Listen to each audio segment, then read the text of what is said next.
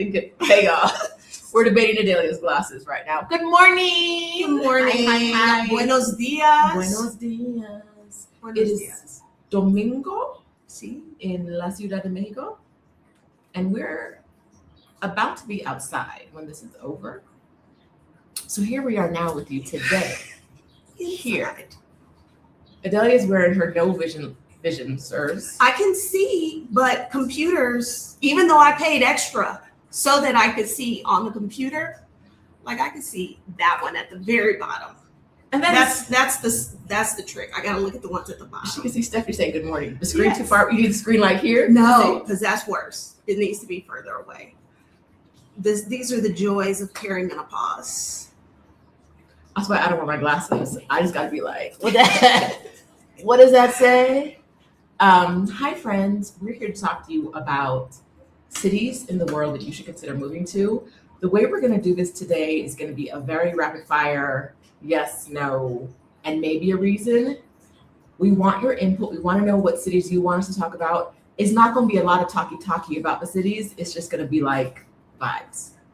I'm bringing her into my world of vibes. Actually, maybe we do it this way. I'm gonna give you the vibes And then answer. I tell you the real answer. And Adelia tells you her logical, this is why it is what it is answer. Maybe. I think maybe that's how we do it. We're not gonna go there. I figured we do it by I'd open up a map. We would look at some cities on the map and I would tell you, this is I have lots of thoughts and ideas. She has lots of information and ideas. And I've done no work in advance. So if this is gonna bother you, This is probably not the week to watch. some friends are very rude. I'm gonna bring you. Listen, I'm gonna have a vibe about it. She's gonna have some information. Good morning to the members of my membership and everybody else out there. Hello. I'm so excited to have Adelia with me again in my new apartment. A little segue before we get started. Guess what we're segueing to? What? Styrofoam. Okay, so Adelia hasn't been here in 2 weeks since the last time she was here, which isn't that long, but whatever. I've had a few moments since the last time she was here. The last time she was here was Sunday. Yes. And 2 it weeks rained ago. on the Saturday or the Friday? It rained Sunday too. Okay, it rained a couple days. It was our first hard rain in Mexico City. We live in Mexico City. It's 2 weeks ago, the very sploosh beginning of the first flood. We had our first flood of the year in Mexico City. Because there will be more. There will be a couple floods a week as we move into the summer. We had our first flood. It doesn't flood everywhere. It floods in certain areas. But I don't know if I mentioned this to you guys. One of the videos was a police officer walking over in waders to a truck, like a work truck, and having the man in the work truck get out and get on his shoulders, and the police officer in the waders walking through the water with the grown man on his shoulders, because it would have been too unsafe for that grown man to walk in the water. And we don't really do boat rescues. Well, occasionally you'll see a boat rescue here, But No. not in the way, like I'm from Houston. Boat rescues are a thing. Not like that. We ain't got no water here. Well, we don't have water here that would require us to have enough boats that police officers be trained on boat rescues. Our water is like, surprise, the sewers aren't working, flood. Anyhow, our very first flood of the year. So it's our hard rain. 2 days later, I was like, what's that on my ceiling? No, what's that on my wall? A day after that, what's it on my ceiling? A day after that, she got here when it was, what's that on my ceiling? Yes. A day after that, all of those days, I woke up and my bedroom was quite humid. And I was like, let's just crack a window open. I don't understand why it's so humid here. Let's just crack a window open. Let's also say this is a very dry place because we're at such a high elevation.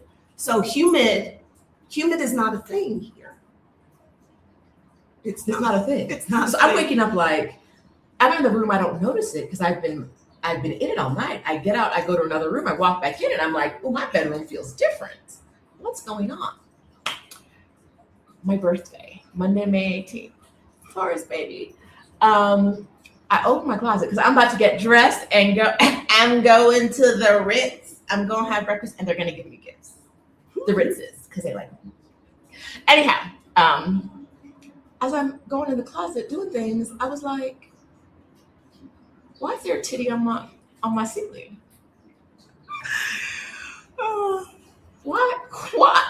Why is there a titty with a nipple of water dripping on my ceiling? So water been coming in.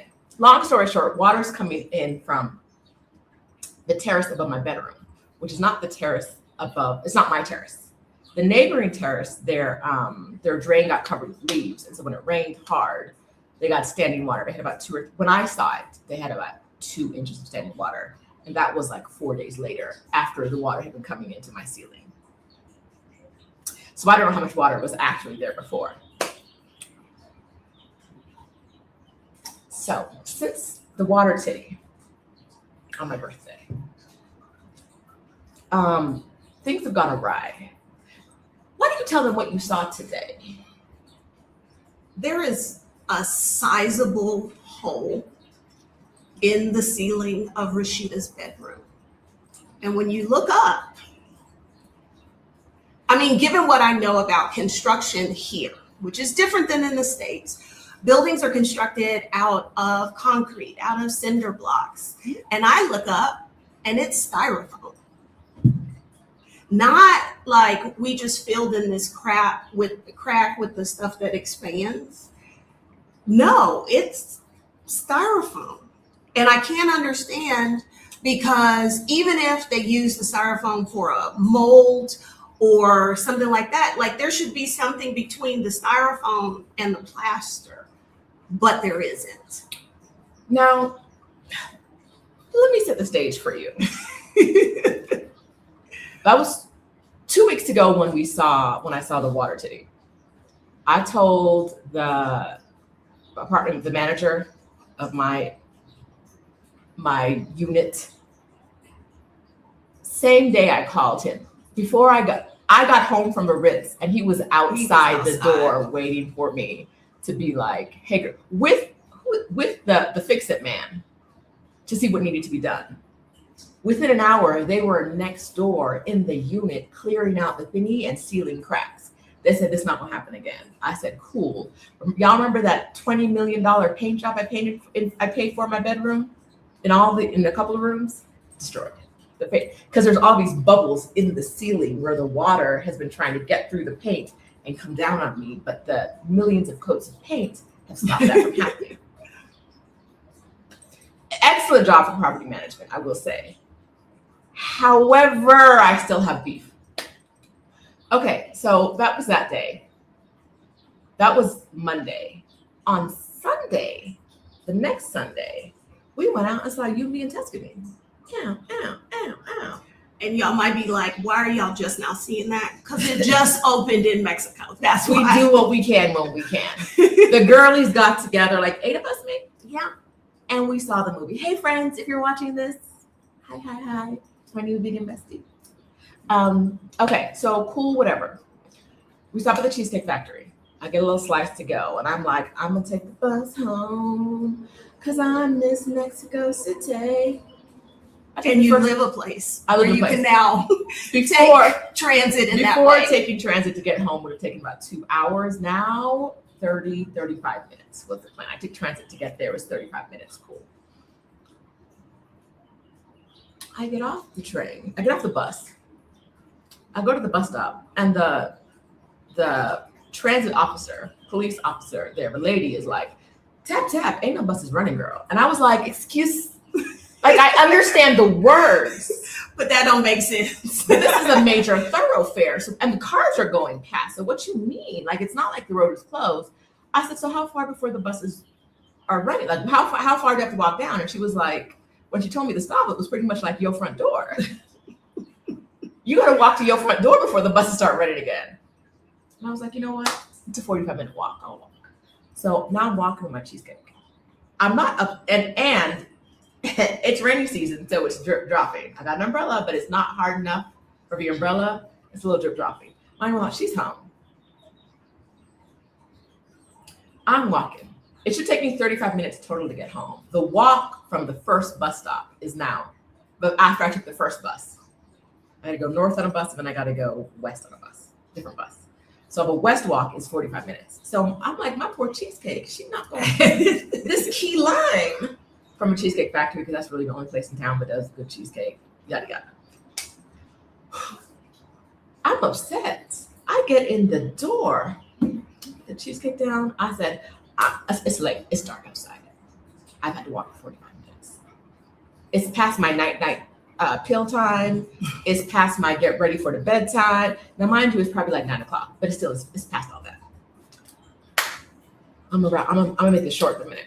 I come over, closing the book. I'm ready. I'm excited about this bed. I'm gonna put the cheesecake in the fridge, eat it tomorrow. Excited. Pull on the cord for the Blinds. For the blackout blinds. I have a privacy shade that's down and a blackout blind that is not down. I pull on the blackout blind to get it to come down. Maybe it comes down.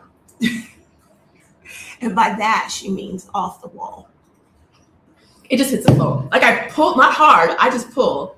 That thing hits the floor. And I was like, you know when you're like, in my black home? Like, what is going on? Very much like, oh, that happened to somebody else. That didn't just happen to me.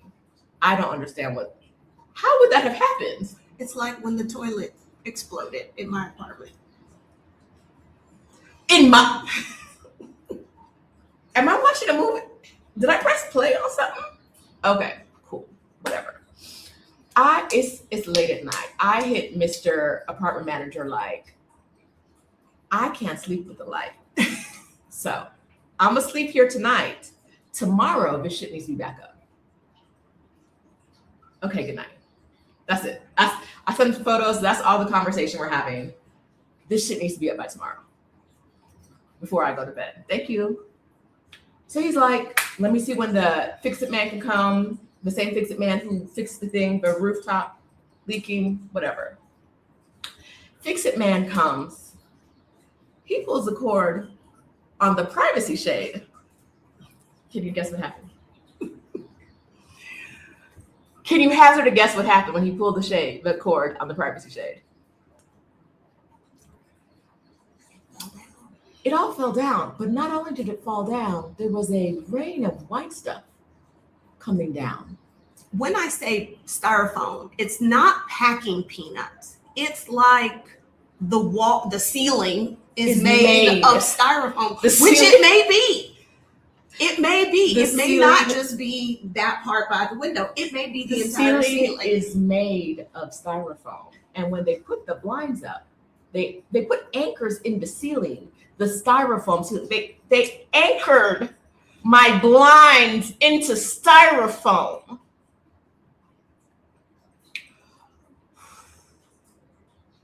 It's been eventful around here. So he pulls the privacy shade, styrofoam starts falling, and he's like, oh no. Oh. I'm appalled at this point. I'm picking it up. I'm filming it for purposes. He immediately gets on the phone. He clickety clacking on the phone. And now he's standing in my bedroom having a 30-minute conversation with the manager, the manager of the apartment. I live in a condo, basically, and the owner is like, don't ever call me for shit. Here's my dude. I don't even pay my manager. I pay this other dude. I don't pay the owner. I pay the manager. He's a real estate company owner. I think he should have people who come do this stuff, but anytime I got a problem, he'd be like, I'm here too. There's a helper guy here, and I'm here too. Styrofoam is raining from the ceiling. When I say there's a hole, I mean there's a chunk this size gone from my ceiling right now. Child. Worse by the syllable. I was there like, what? Is this asbestos? No. And the building is too young for it to be asbestos. Although I probably got exposed to some in the metro the other day. I was going to ask if you had to walk through that. Did you have to walk through that? Yes, because I had to go to the other side. Another story we'll get to it later, but we'll have a commercial break in a minute for why she walked through asbestos. Okay. So the ceiling's falling down, The guy's on the phone for 30 minutes, and he's like, and I'm trying to talk to him before he calls the guy. I'm talking to him. He's like, I can't do shit with this. Like, what the hell? He's a Why is baby there girl. styrofoam? No, he said he knew why there was styrofoam. Because I was like, what the fuck is happening here? And he was like, oh, well, sometimes we use it for sound insulation. No.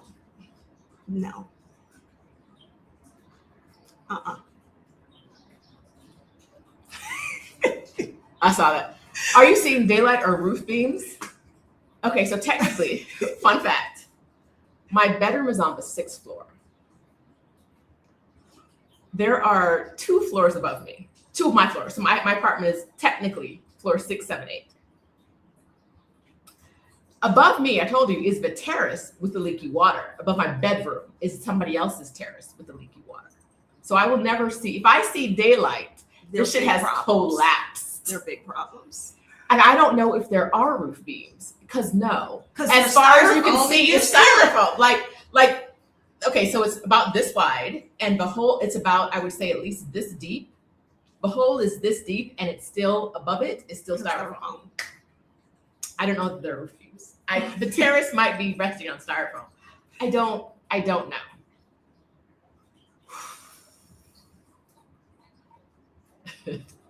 We're not telling y'all not to live here. We're saying that construction practices vary from country to country and city to city. They vary greatly. Inspection practices vary as well. Because why would you, common sense varies apparently too, because why are you anchoring? And then the fix-it man was like, these blinds are very heavy. They're very, very heavy. Why are you anchoring heavy blinds into styrofoam? How did you think this was going? Okay, so he on the phone with the man. And he's like, I told him you need an expert. Bless him. An expert? You need a blind expert. He's like, I can't do shit with this. You need an expert on blinds. So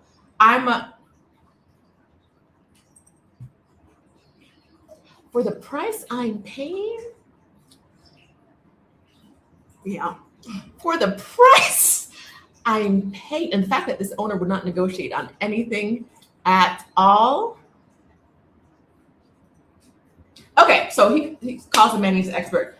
The man hits me up like 20 minutes later. He's like, Jose said you need an expert. Are you free at 3:00 for someone to come? And I was like, I wasn't supposed to be. I was supposed to be doing like actual things today, but let's make it happen. 3:00, no. 4:00 when he said 3, but when he showed up at 4, he showed up. The manager man showed up at 4 with the blind expert. The blind expert was like, so the manager man walks in and was like, oh. Because what is that? The blind expert takes one look up and says, "Qué horrible." And I was like, in my Black feminine bedroom, there's a man saying "Qué horrible"? Never in my life. Never. What are we doing? He said, oh. Because he's like, what is this nonsense? And then he's digging in the styrofoam so he can figure out how to get stuff back up. He's digging in the styrofoam. And it's more styrofoam. It's more styrofoam. It's more styrofoam. It's just a never-ending well of styrofoam. Anyhow, he anchors the blinds, both blinds. They're both on the floor now. He anchors them into the wall instead of the ceiling, the concrete block wall. He drills in the concrete block wall, which is where they should have been in the first place. But it's how they're anchored in my living room into the concrete block wall. So they're anchored into the concrete block wall. They're up now. They're fine. It literally was snowing styrofoam. I wish I had filmed that. I didn't. But this is another tangent. This is why they're building that walkway over line 2 for the Mundial. It's not finished yet. And they're going to open it for tourists and just be like, go out there, knowing it starts in 10 days. Everything that is built here, like you need to give it time to see, is it going to fall down? Is it going to leak? And they're just going to open that thing right up to tourists. World Cup starts in 10 days. And baby, when we tell you, we were in the, let's say Hidalgo. a lot of our metro stations have been closed for retrofitting and other stuff, not even retrofitting, for decorations. Decorations. They've been closed for decorations, for decorative purposes. So we can't take the metro because they want the metro to look better for strangers. tourists. The people who need to get to work can't take the metro at certain stations. Get on at certain stations because they want it to look better.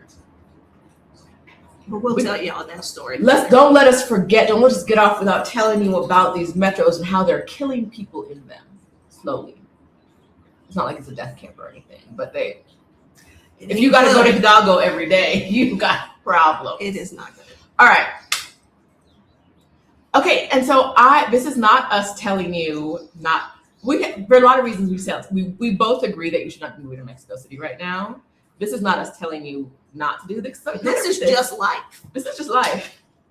This is just, in my last place, the curtains fell from the ceiling, and when my manager, the owner, finally sent someone out there weeks later, he was like, oh, it fell from the ceiling because the ceiling's wet because they didn't seal. I was on the 25th floor of a 34th floor tower. They didn't seal something either in the glass or upstairs well, and so water's just coming into your ceiling.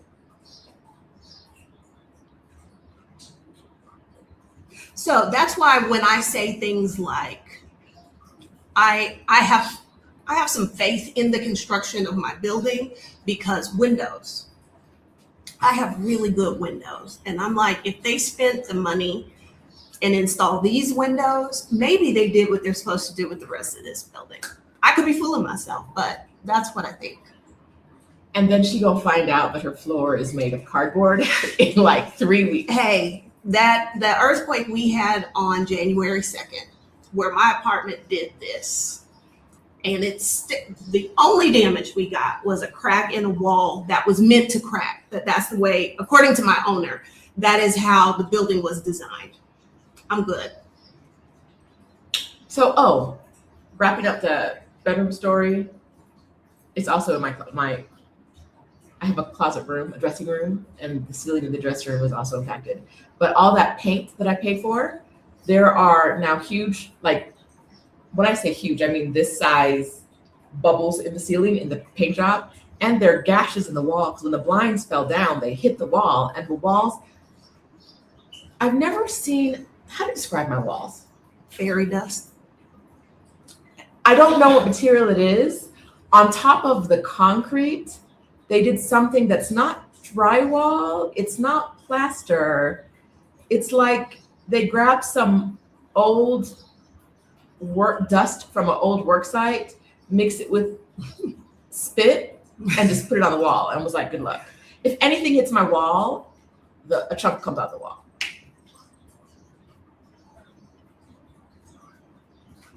But did you get to eat your cheesecake? No, I think I got it on Sunday. I ate it on Tuesday and Wednesday. On Monday, I was too busy with the men's. Que horrible. And now, okay, back to my beef. My beef, and we'll get, listen, we're trying, skip ahead. Y'all know the deal, skip ahead. My beef is that every time I mention something to the property manager, the owner of my property lived in this apartment, I want to say for maybe 8 years. He lived here for 8 years. Yes, last year we've had one of the rainiest rainy seasons. I think the rainiest rainy season we've had ever in the country. And after that, he decided to move. After the first rainy season, all of this stuff has happened after we've had one hard rain. Yeah. It's still technically May. So it's not even like for real. For real, rainy season starts in June, right? End of May. This is all happening mid-May. They're talking about, oh no, this has never happened before. Don't buy it. I don't know. Oh, I've never. No, the owner never said anything. And the fix-it guy has been the fix-it guy in this apartment for a while. So I'm like, fix it. I said to fix it, man, did they have problems before? And he just looked at me like, I don't understand your Spanish. You understand every other Spanish. I'm Spanish. So why don't you understand this Spanish right now? You know what? You can't say nothing, but you know. Because instead of being like, nah, girl, I've never seen this. He was like, what? che? Everybody's like, I have no idea what's this is unheard of. I have no reports of any water. So the thing that happened on the first rain here has never happened on any other rain before. I find that so hard to believe. So hard. It's a scheme set up by Todd. I believe it.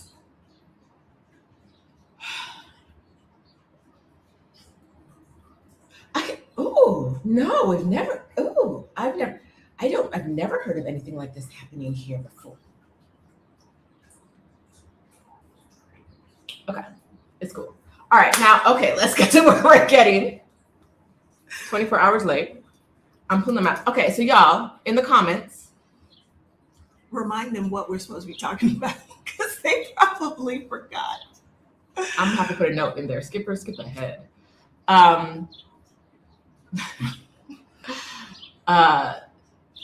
We are going to talk about cities that we think you should move to and shouldn't move to. We will give you our opinion on your cities, and we're going to go through multiple cities around the world. We're not going to talk about any cities in the US because no, right? I'm here for the vibes. She's here for the facts. I think it is important for us to tell you the perspective we're coming from, right? I'm going to tell you whether I would move here in 2026. Are you going to tell them whether you would move there or whether they should move there? Because I feel like that's too vague, too broad. I don't know, because there's not a whole lot of places I would move. So using me, like what you need is different than what I need and what I want. So I don't know. We'll see. Okay. I'll tell you whether I would move there based on what you know about me. Black woman, no children, no other dependents. Moving, work for myself, can work from anywhere, want to be in a time zone that is somewhat compatible with the US, but it's not, I don't know if it's a deal breaker. Don't need to be close to the US. Men are not a consideration in this. No, men are never a consideration. They are, like some people want to move somewhere where they feel like they'll be able to date. I was going to say, yes, you should know that. Like they're not figuring in any of this math ever. If the question is, are there men to date there? Probably. There are men. Probably. I don't know. There are men there, but woo. Okay, so you'll never guess who I saw last. You already know who I saw last night. Speaking of men, think about what. Yes. Trash. Okay, that tells me. I know exactly who it is. Not personal trash. No, just trash. Community trash. Community trash. And I feel like there's a very good chance he's now going to know that I said that because somebody going to be like, she was clearly talking. She said trash, and I knew it was you. I knew it was you. She said trash, and I heard that's your nickname. That part. Woo! Yes. Okay. So, yes. Make sure you like this video. We're getting on track now. We're getting on track. Okay. So tell us the cities you want us to talk about. Oh, how long have Rashida and Deli been friends in Mexico City? Since 2019. Yeah, we met in 2019. And then we both left Mexico City and both came back to Mexico City. Yes. All right. So yeah, let us know. What was the other thing? Oh, we'll get to that. Remind me. We'll talk about women-only police stations later. I posted about that earlier this week. Okay. Community trash. I guess San Miguel de Allende is the first thing on the list. 2 out of 5. 2 out of 5 Black women should move to San Miguel de Allende. Don't ask me about the numbers. Don't ask her about the numbers. She ain't got nothing. She ain't got nothing to back that up. She ain't got a thing to back that up. In the description of this video, there is a link to a quiz there. If you're not sure where you should move to, if you're like watching this, you're like, okay, I made it through that crazy bedroom story. I hung it through the bedroom story. Now get to it. I'm dropping a link in the description in the chat now, and it's already in the description of an ExodUS Summit quiz. I am half of ExodUS Summit. She is the mascot. I don't know. the official The third guest, wheel. the official guest of every Exodus Summit thing. And she's speaking in ExodUS A.S.A.P next month about what? Money. More specifically? Uh, More specifically, if you're approaching retirement and are not sure how you should best handle your money, what to take out, what to do, how to manage this and that, how to plan for it if you don't have enough money, how to plan for it if you have a lot of money. She's going to be talking about that in ExodUS A.S.A.P this month. The link is in the description as well. But let me drop that here too, since it's the commercial hour, as Adelia tells you why she would never live in San Miguel de Allende. Go for it. I'm probably going to hurt some feelings, or maybe not hurt some feelings, but piss some people off. I do that quite a bit. San Miguel de Allende is a no for me for several reasons. Number one, it is too hot. I am a 51-year-old woman. I don't want to do heat. Number two, there are far too many white foreigners for my taste. I have cultivated a life where I rarely see white people. White foreigners, and have to engage with them. And there is not enough of the kind of stuff I want to do in San Miguel. Like I enjoy museums, theater, just random things, and there's just not a lot of that. It's a place to vacation, in my opinion. You don't even like vacationing there. No, Like, girl, I like vacationing there. like I enjoy it. I went this last time because y'all were having a meetup, and I'm good. I get why other people like it, but it is a no for me, dog. So I'm sure people gonna show up and tell me how wrong I am, but it is not the life that I want for myself. It's not that. Now I do love Terraza. I do love that. And so I will give San Miguel its props. If you want to be on a rooftop and have some beverages, yes. But outside of that, I don't know what I would do. And I feel like you need a car. And that's a big thing for me. I don't want to drive ever again if I can help it. And San Miguel, I think you need a car. You don't need a car. You need to be in a car, though. You need Uber. You need the public transit. Okay, so, and to be fair, if she was coming from Houston, she would have I think you would have a different take on it. Because that's not. Coming straight from Houston, I would have thought, oh, this downtown area is so walkable. But now that I have lived in a place with an extensive network of public transportation, that's not going to cut it. I love San Miguel de Allende is my favorite town. Mexico City is my favorite city. San Miguel de Allende is my favorite town. Every once in a while, I see a little rental in San Miguel, and I'm like, I could rent that. But my thought is like, I could rent that and be there for a month. And then I'm going to be like, I was going to say, if you get one with Mexico a pool, City, I'll come visit for a little bit. Mexico City, baby, what you doing? You miss me? You got a new girl? Can I come back? Listen, and I don't want to, as much as I have to pay in rent to live in Mexico City, it don't make sense for you paying rent to also live part-time in San Miguel. Love it, cute. I love to visit a little Terraza. The Black community out there, amazing. If you haven't lived outside of the US before, if you are coming from a city that is very car dependent, and someone said no arts, San Miguel has arts. Yes. It has a lot of arts, but we live in a city where we could go to a museum every single day, a different museum every single day for a year. Yeah.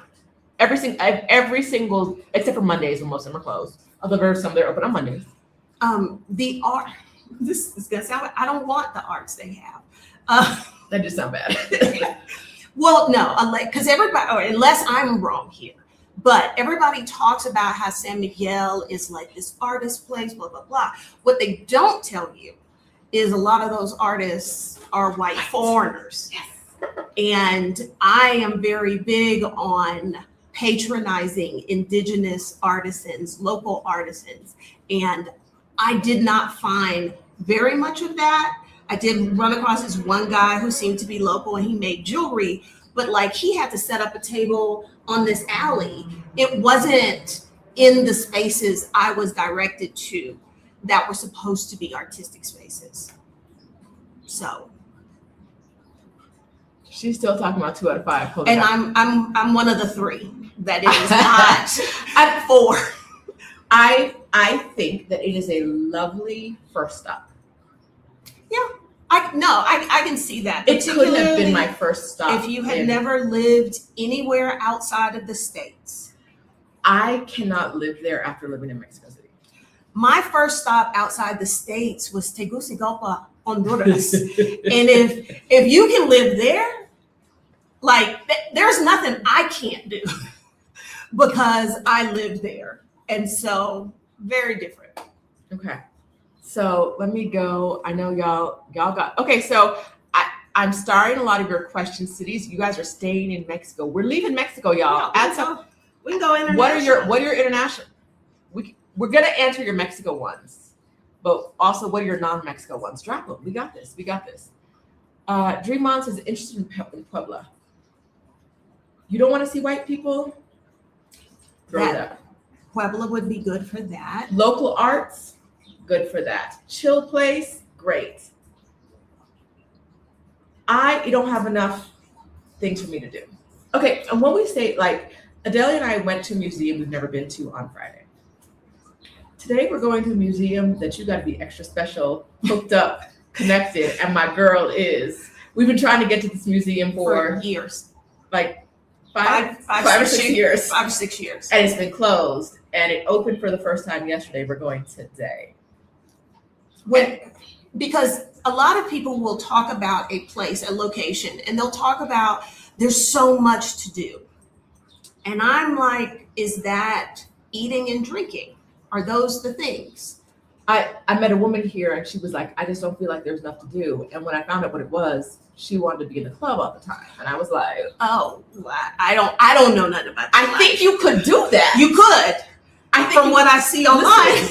Could you be in the club with foreigners all the time, every day? Probably. Maybe.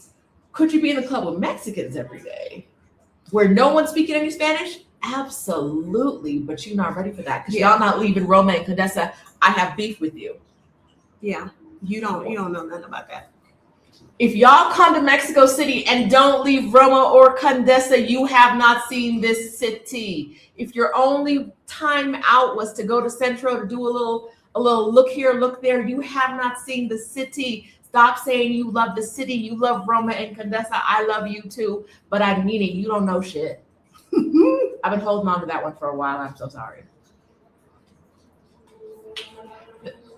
Roma and Condesa have turned into, I don't want to say they're not Mexico City because they are. That's an element of Mexico City. It is the least Mexican part of Mexico the least City. Interesting part. I think they got stores, they got restaurants. Like all you want to do is shop and eat. You got it. Like where we went Friday, we not discovered a mural by in the projects. Yeah, we were in the projects. Okay, but they're like projects turned condos, kind of. I actually saw an apartment listing for one of those units, but it didn't have a price on it. They had updated the inside because what I wanted to know is pretty big, like 95 square meters. Projects. But yes, so like we saw a sign this big that was like, go this way for a mural by this artist. Nobody who worked there knew what the hell it was. We asked like 4 or 5 people because we're not sure where the sign is pushing us. And everybody was like, police officer working there was like I don't know. Baby, I don't know what you're talking about. I don't know nothing. But we were able to find it. Like there is always something, whether it's an actual event, a cultural event, there's art, there's a performance, there are clubs. And this sounds hyperbolic, but if you are somebody who is interested in like learning how to use a sword, like a samurai sword. There's literally a club that meets on Sundays at the Alameda where they dress up in Samurai sword kind of clothes, very flowy, and they're all out there moving through their movements together. Like, so when we say there's a lot of stuff to do, like literally you can name any niche hobby, somebody here is doing that. But getting back to Puebla, I think if you want a place where you will be immersed in the language, you go learn some Spanish, baby. Puebla is very good for that. It is, if a place like Mexico City is too much city for you, I think Puebla might be a good choice because it is smaller, it is quieter. What I like about Puebla is there seems to be like a sense of community there. Like, I was so impressed when we went to the parade that the city had put out chairs for people to sit in for free, because there's always somebody selling chairs or renting chairs. And there were empty free chairs, and the chairman tried to sell me a chair. But like that the city thought to do that the number of schools that were brought together in that parade. So if I wanted something slower, I would probably pick Puebla over a place like Guadalajara because of its proximity to Mexico City. But yeah, quieter, slower. I think there's some Black people there, but I don't think the number is very large. I was there for a week. The only other Black person I saw was Delia. She bust me in. The only other Black person I saw, and that was the most recent place I've been. Okay, so 2 times lately, I've had a child be like, that little girl's face. She ain't never seen a Black person before. Because ever. Her mama, her auntie, or whoever chill worked up the courage to be like, where are y'all from? This is all in Spanish. And we respond, and that little girl turned around like, oh, we talking to them? I've been eyeballing. I'm watching the parade, but I'm also looking at, I don't see this. I don't see this. She was so sweet. Clearly, that is not a Black girl who has ever encountered a Black person in person before. The other day, when the protests that shut down Reforma 2 weeks ago, who was protesting? Because they were from out of town. That might have been the teachers then too. I don't think so. They look very farmy. Okay, no, that was the mega march. That was the teachers, the laborers, the transporters, the farmers. The transporters and the laborers and the farmers, who I saw. Okay. Danielle and I accidentally walked in front of the secretary of whoever's building. Oh yeah, that's where they were going. Yeah, we got off the bus, and the bus was like, because we were going for gelato. So we got off the bus, and the bus was like, now go down the street. And when we hit the street, we were like, well, we can walk through the protest, or we can walk blocks around. And we were like, we just gonna go through. Yeah. Everybody was really nice. You know, the men were like, okay. This girl looked like, I said permiso, because we were trying to get by her. And she's, and then she looked up and she saw who said it. So yes, in Puebla, when there are people in Mexico City who come from out of town, you will find people, children. None of the adults ever respond like that. It's always, for me, children who are like, my first time. And so I think that does mean that there aren't a lot of Black people in Puebla, because those people in Puebla were from Puebla. Yes. So you need to, if you're going to live in Puebla, you have to be somebody very comfortable, not seeing folks that look like you. And like, I feel like there aren't a whole lot of foreigners there. That like the foreigner you run into is somebody who's married to a Mexican. Or is doing something like some kind of work life. I'm spending 6 months in Puebla to refresh my soul. Yeah. All right. We walked right into the street was thick, and we were like, other people are walking through. Now they probably have a part of the protest. We just go, what are they talking about? What are they talking? Because they had shut down the street. It's going to be, if you're planning to come to Mexico City within the next 2 weeks, you need to build in time for everything because everybody's protesting everything right now. Because they are holding the city hostage for World Cup, as they should, because clearly we have money to spend on bullshit. So much bullshit. So much bullshit. But the people who need the money, when the metro, I know the metro employees gonna do something. I just feel it in my spirit. I feel it in my spirit. The teachers are like, they shut down the freeway with their bodies the other day. They just got out there and was walking side by side. Like, y'all not coming through here. Remember, I moved because of construction.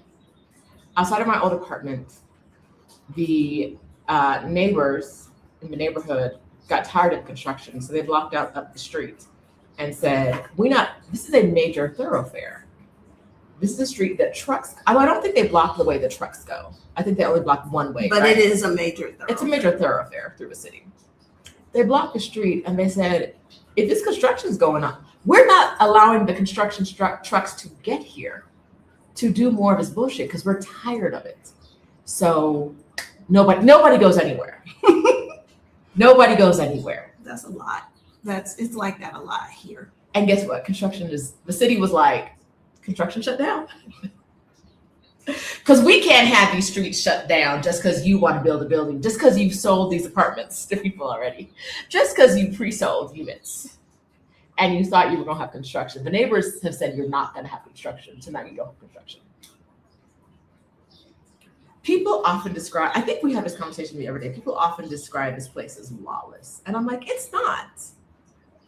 It is, but it's Wild Westy. There's law. He's gonna come riding in on a horse. Like, laws exist, but the rule they can of be law enforced. Yes, is not very strong.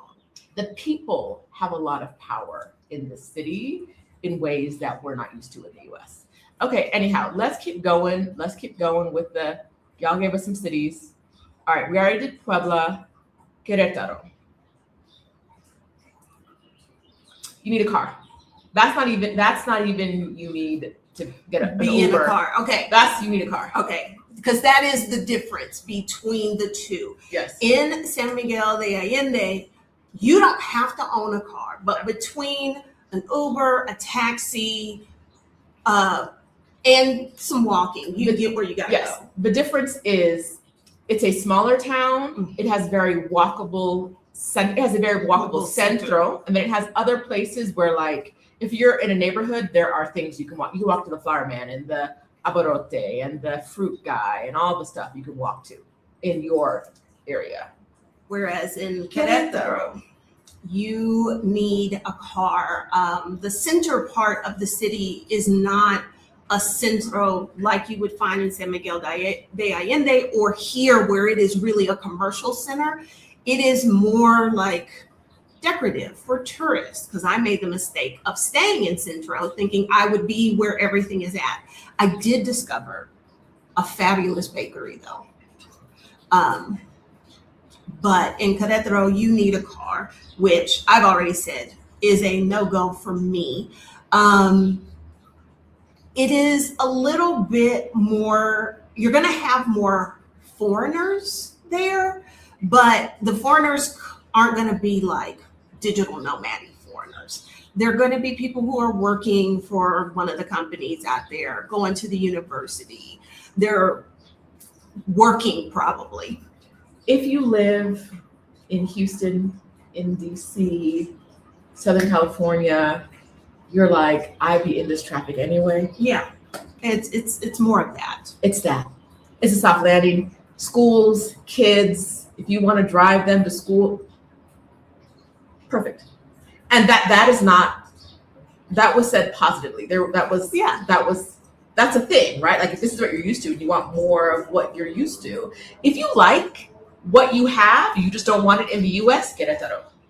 Baby, I was over there, I saw Planet Fitness, and I was like, never in my life in Mexico. They have HEB. If there is an American brand, and Canadian, Yeah. they had the first Tim Horton I saw before we got them in Mexico City. If you like American brands, if you like what you have now, you just don't want it in the US, Querétaro is a great city. That's not the only reason to move there. There are other good things. It's the needing a car. It's the driving. Now, I will say, between the first time I went and the last time, there seems to be improvements in the bus situation, and I didn't look into how to take it, but I was impressed by that. There were a lot of major new looking buses, but I only saw them on like one street. Yeah. So I don't know how widespread that is. Okay, Bogota. I lost Chelsea's comment, Dr. Chelsea's comment, but Bogota. Bogota was my first city I ever went to in Latin America. I really have fond feelings for Bogota. I would like it to be a little bit warmer, but I say this as someone who moved to Mexico City because the weather was great, and now it's gotten a little too warm. It's a little too warm for me.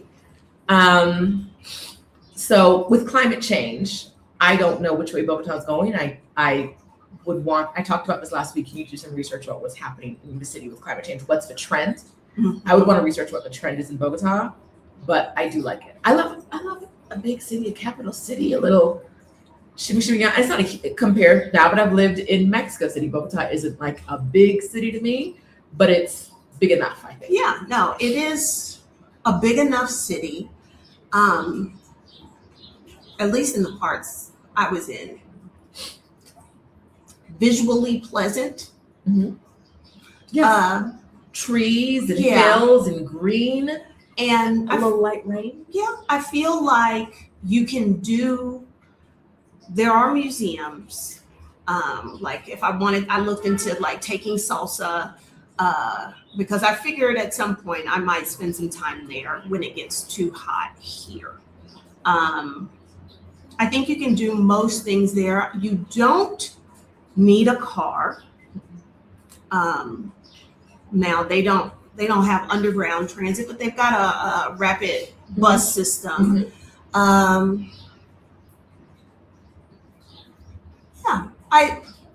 It's a place that I'm not like, oh no, this is a bad fit. Actually, there are a lot of things that would work for me, but of course, it is not Mexico City. No.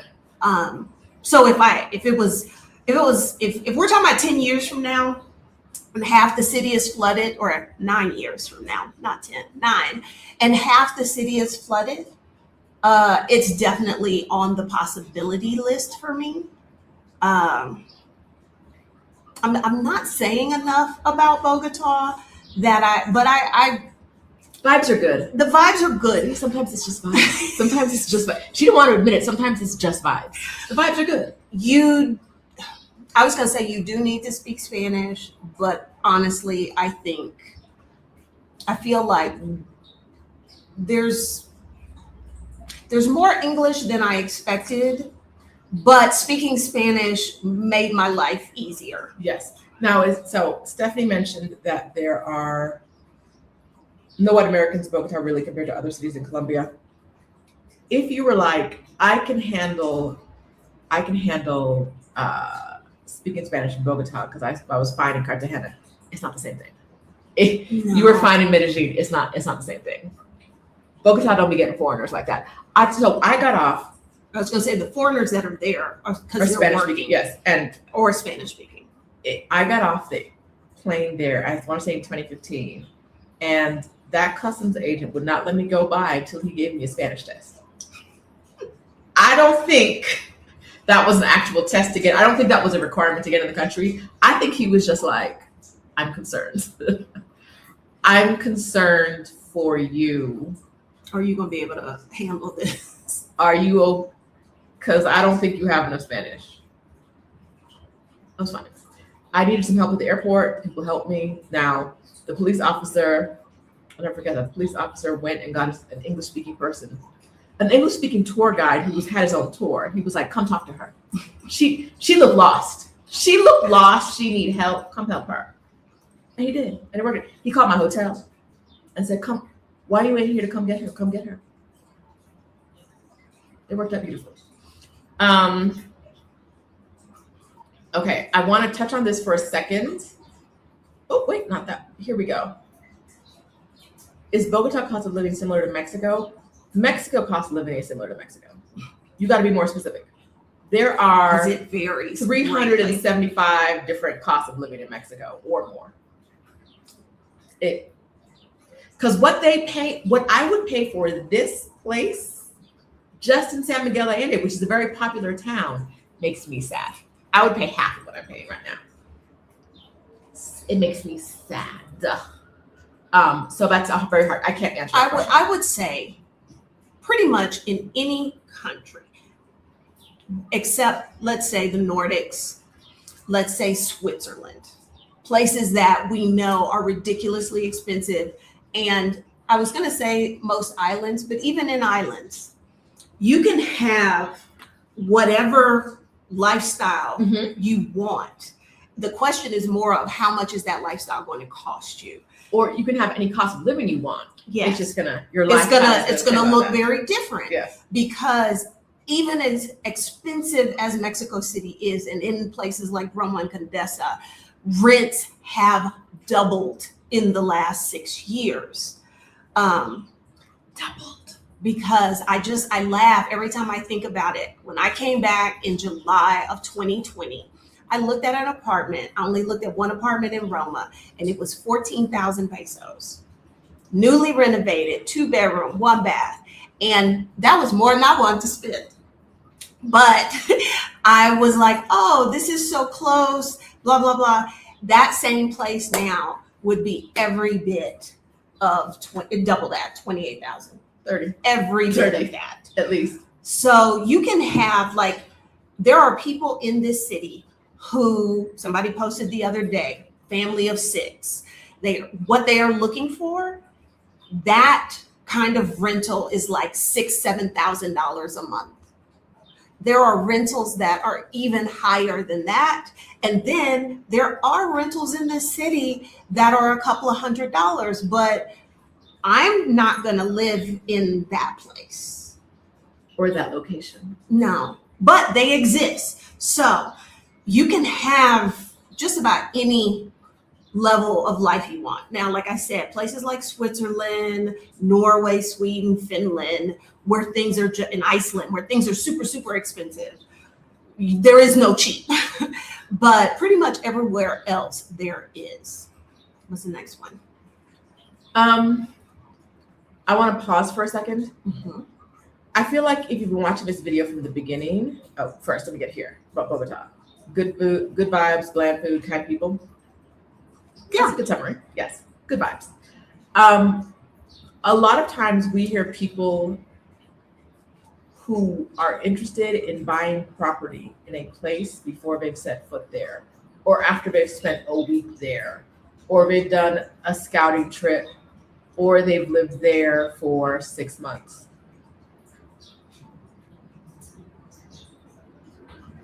My ceiling is made of styrofoam. My walls are made of fairy dust. And a Mexican bought this place. So any kind of inspections he could have done, he has better cultural insight into what needed to be done before buying a place. And that door is too heavy for the frame. So, and also, okay, another point, you lived in this city 5.5 years, and the conditions that existed in the ground where your old apartment were are very different than those that exist in this neighborhood. So it's not just you've got to spend time in that particular city or even in the neighborhood you're considering. I don't know.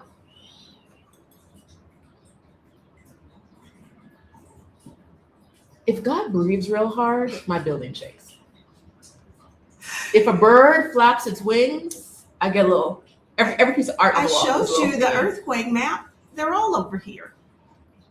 Where I lived before, I was on solid rock in a newly built building.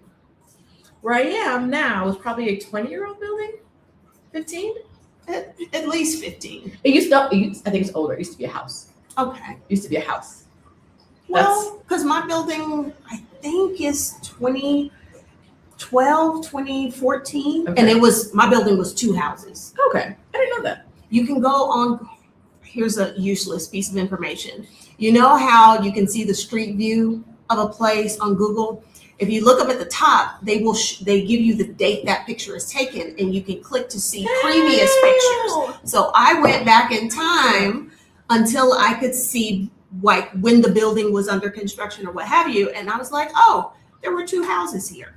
Yeah, this used to be a house, and that's why I don't pay water, because there's no water. And that's there's no probably separate why water your here. gas is $3. My gas is $3. I forgot to pay my gas bill last month, and Adelia has. I still don't have a U.S. Mexican bank account, so it's easier. Adelia pays some things for me occasionally. It's not a regular thing. It's a very occasional thing. I told her what my gas bill was, and she was like, "Why?" I was like, that is wrong. What? I said, my gas bill can't be low. No, What? no. $3 for 2 months of gas. Because I went from we used to have the same gas company. Yes. I went from about $10, $15 for 2 months to now we have some guy named Cesar, and I pay him like $15 to $20 every month for gas. I went in the other direction. I was paying about $20 every 2 months, $15 to $20 every 2 months, and now I pay $3. my bill for last month was $2. My bill for this month is $1. So no, maybe that's why your gas bill is $3. We have separate meters for gas. I think they just You should have it for water. They did not do separate water meters, so there's no water bill. I'm saying also to note, It's her money. yes, I'm paying her bills with her money. because my last landlord was like, the easiest thing to do is for me to put your deposit back. She overpaid my deposit, but she put your deposit back in a bank account. And I was like, well, I ain't got a bank account, but my girl does. And so she has a lot of money. Her money. A lot of her my bills money. with her money. What's she gonna do, rob me? Child. She know where I live. I know where she lived. And I can get in because they'd be like, oh, the black? Yeah, upstairs. We know who you're here to see. Woo, okay. All right, so we are going, we are talking about next city. We're an hour into it. We have not, I wanted this to be really rapid fire, and it hasn't been, but I'm gonna stop because we need to talk about breathing asbestos in metro stations. This is our second segue of the day. Let me see if I can find a picture of this nonsense. So a metro station that was on my line, it's not my line anymore, but it was on my line, is called Auditorio. And they closed Auditorio for like 2 months because they had to make it pretty. I ain't been in Auditorio yet, but I've been past the top. And what they did on the top of Auditorio, at the entrances, is they created a stained glass masterpiece. It's beautiful. It's lovely. I walked by Danielle the other day, and I about started It is cussing. very pretty. I about started cussing, and Danielle was like, what is she? It's very pretty.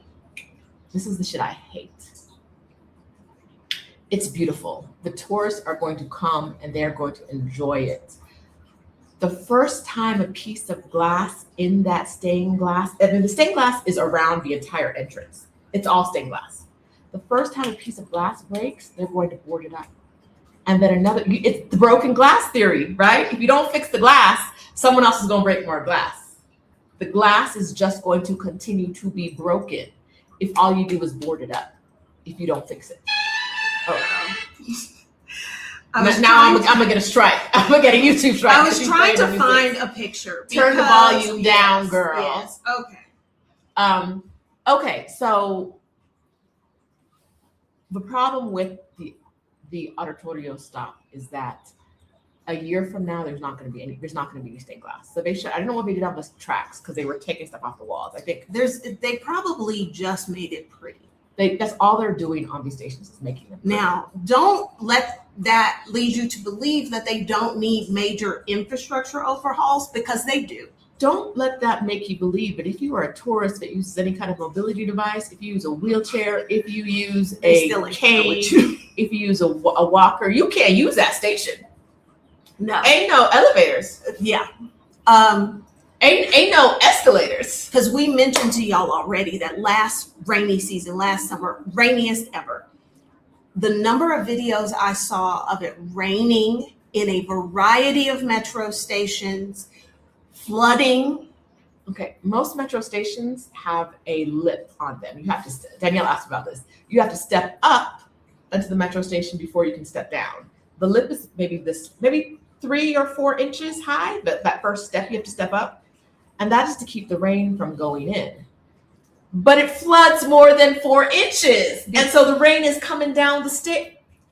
The system is a little bit over 50 years old, 50, 60 years old. And basically they've done nothing to it. Okay, so Mad Dash before the World Cup, they start working on line 2 of the metro, but only a part of it, because last night I went the other way to Santa Maria La Ribera, still raining. They're like, no tourists are coming from that direction. We're going to work here and go down toward the stadium.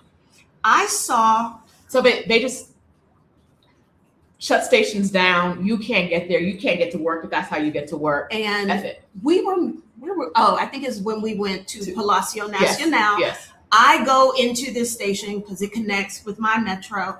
And I'm like, why is it dark in here? Dark. They took out the lights. They took out the lights. The only lights there were construction lights. In a functioning metro station. That's still open. That has lots of stairs. About the stairs. Wait, it's a transfer point, a major transfer point in the city. So I'm transferring to the other line to meet Rashida in the Zocalo. And I was like, why is it dark? All of a sudden, I see huge scaffolding in the middle of the stairs. So they have taken up half of the stairway. All of the hundreds of people going down and the people coming up, we're all on one side. It's dark. Because every time they do this, they block one side of the stairway. Yes. It don't make sense. It's too many bodies. It's dark, and they have removed the tile from the floor, so the surface is uneven. So there's a little old lady next to me, and I'm watching her the whole time, because I'm like, last thing we need is Abuela to fall down these stairs. Okay, get down in there. It is dark. One lady didn't even know where she was. She was like, is this the right side? Because all of the signage was gone. So they're fixing this. They're making it look nice. And then a picture like this pops up on the internet. And Mexicans are like Black folks. They always got jokes, okay? If it's something horrible, they can make a joke out of it. So I saw this and thought, oh, this is a meme. They're making fun of them trying to dress up the station. And then I saw, do you have the picture of they put up a chandelier. I was looking for in the metro station. It's hard to see. You see it right the there? Chandelier in the metro station. Chandelier's up. It's working. Great. The floor is uneven. And then we could see the air. We could see the air in the station. Like, it was thick. We got there, and I'm not having any breathing issues. My lungs were like, exit, exit, exit, exit, get out. So it became, because we left the museum where we were, yes, coming downtown, going there, and we're like, where's the first door we can get out of here? We don't care. We were looking for what's the quickest door to get us to where we need to be. We got up the stairs to where the construction was happening. When I don't mean you can see the air like it's a little bit of dust in the air. No. I mean it's thick. It is the air. The air is visibly thick of dust, and because of the age of the station, probably asbestos. Absolutely. So Thick. we were able to leave quick on the side without that. But coming home, I needed to cross over. And so I walked through there and I texted Ivana and I said, this station is horrible. I have inhaled asbestos, absolutely, because I said I can see the air in here. We looked over that way and we're like, well, we're not going that way because clearly, and then that's the way she had to go. That's how I had to go to get home. Then I was like, mesothelioma. So they have put up chandeliers. Someone said they took off the marble off the wall and put something up that looks like fake marble. I was looking at it last night and I just kept thinking, this is not going to stay up. Oh, I didn't mention this. That station, which they are currently hanging chandeliers and all of that in, ceiling is currently leaking. They did not fix that, but they said, you know what? Let's make it look like, what is that stupid show on Netflix? Not Downton Abbey, no. The Shonda Rhimes show.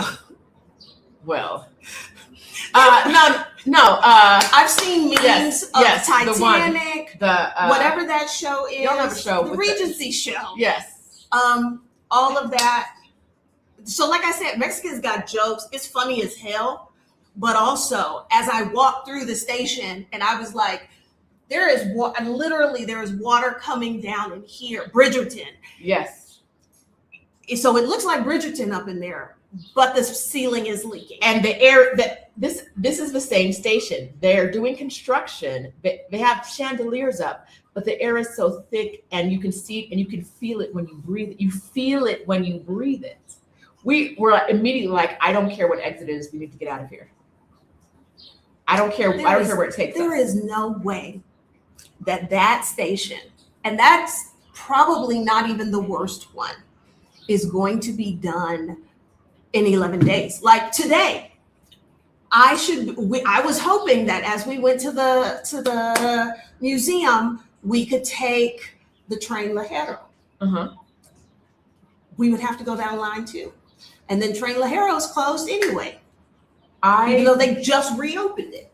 So a couple of weeks ago, I was cussing on here about how that lady said that 90% of the work is done. The airport flooded 3 days ago? No. Not only did the airport flood 3 days ago, yesterday, there was a small fire while the president was there to inaugurate the newly completed or the renovations. I don't even know if the airport renovations are done, but the videos I saw was everything covered in smoke. So given that, and given that her ceiling is made of styrofoam, proceed with caution.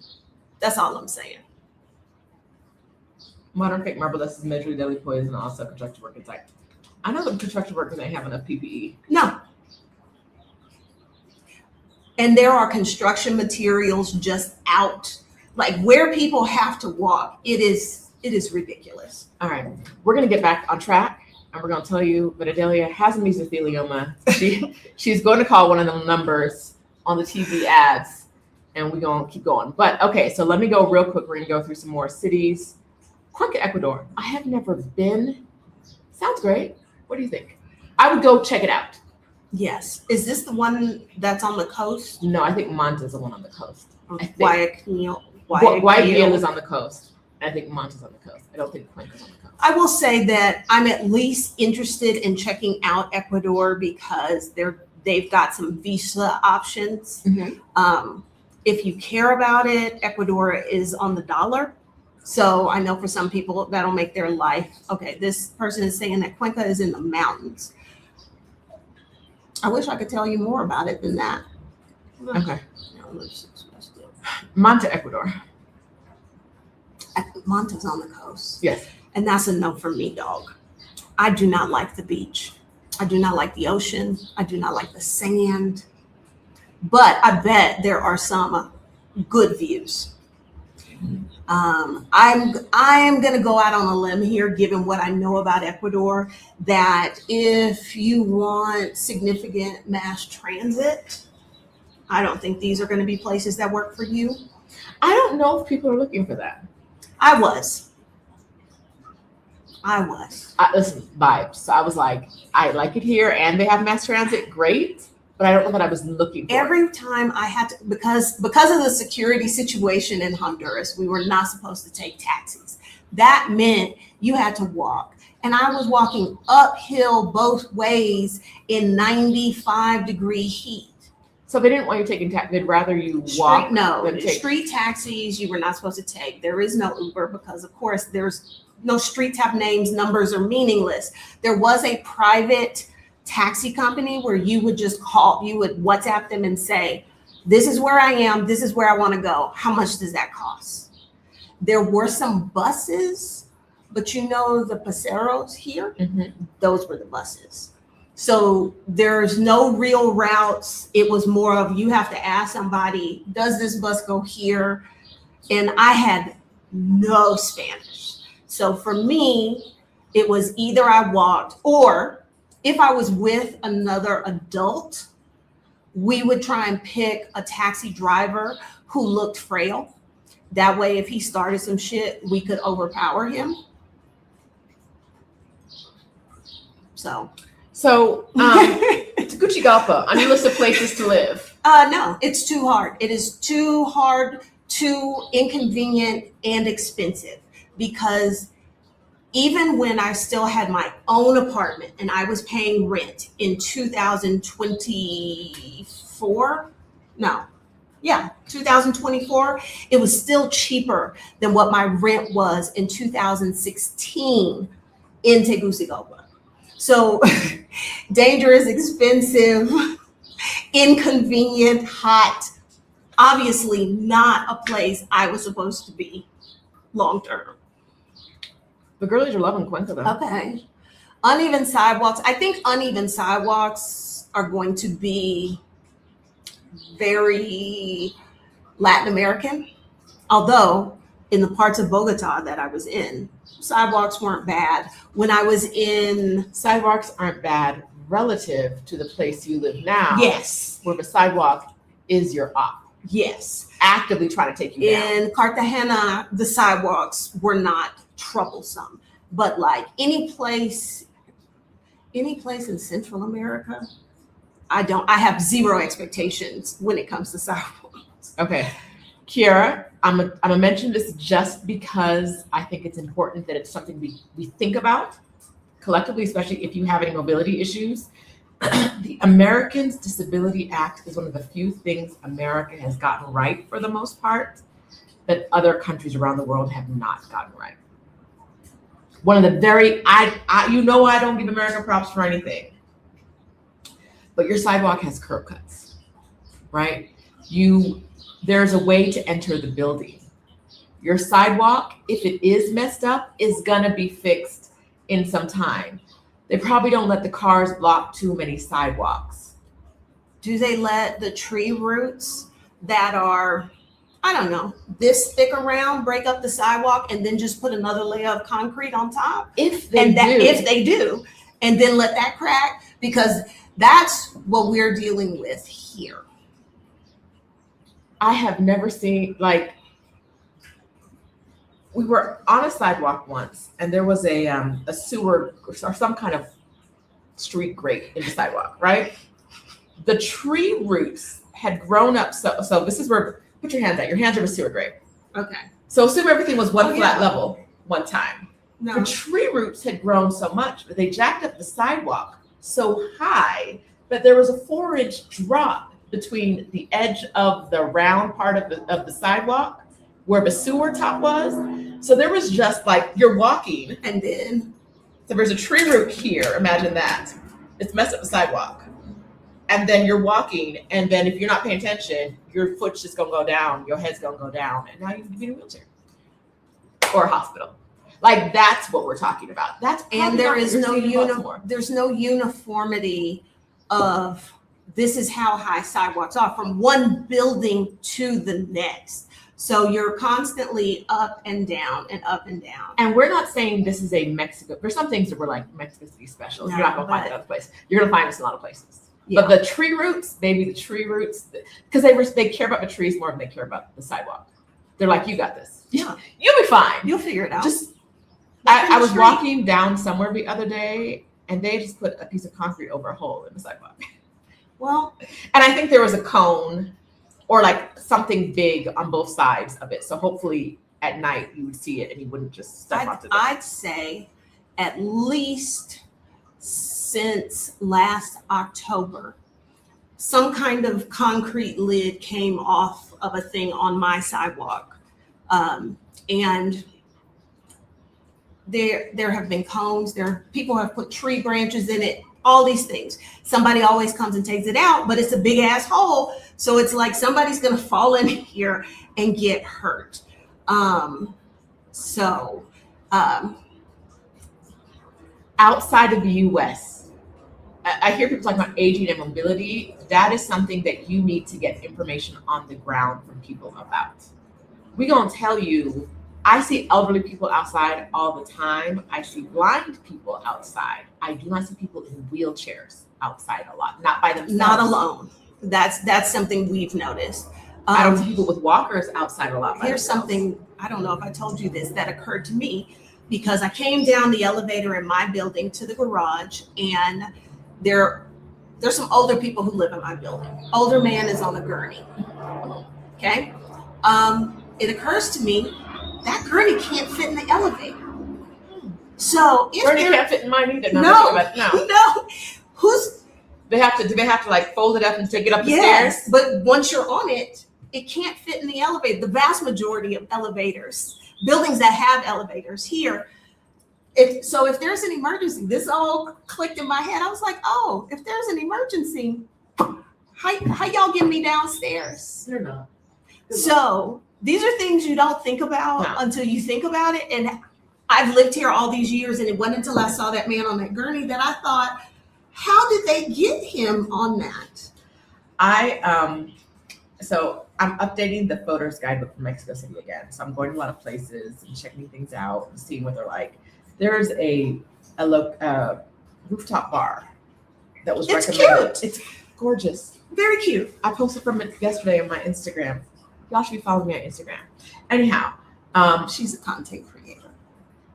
Once every 7 months. I was about to say, please respect my process. Okay. Anyhow, so I posted it from the rooftop, gorgeous view.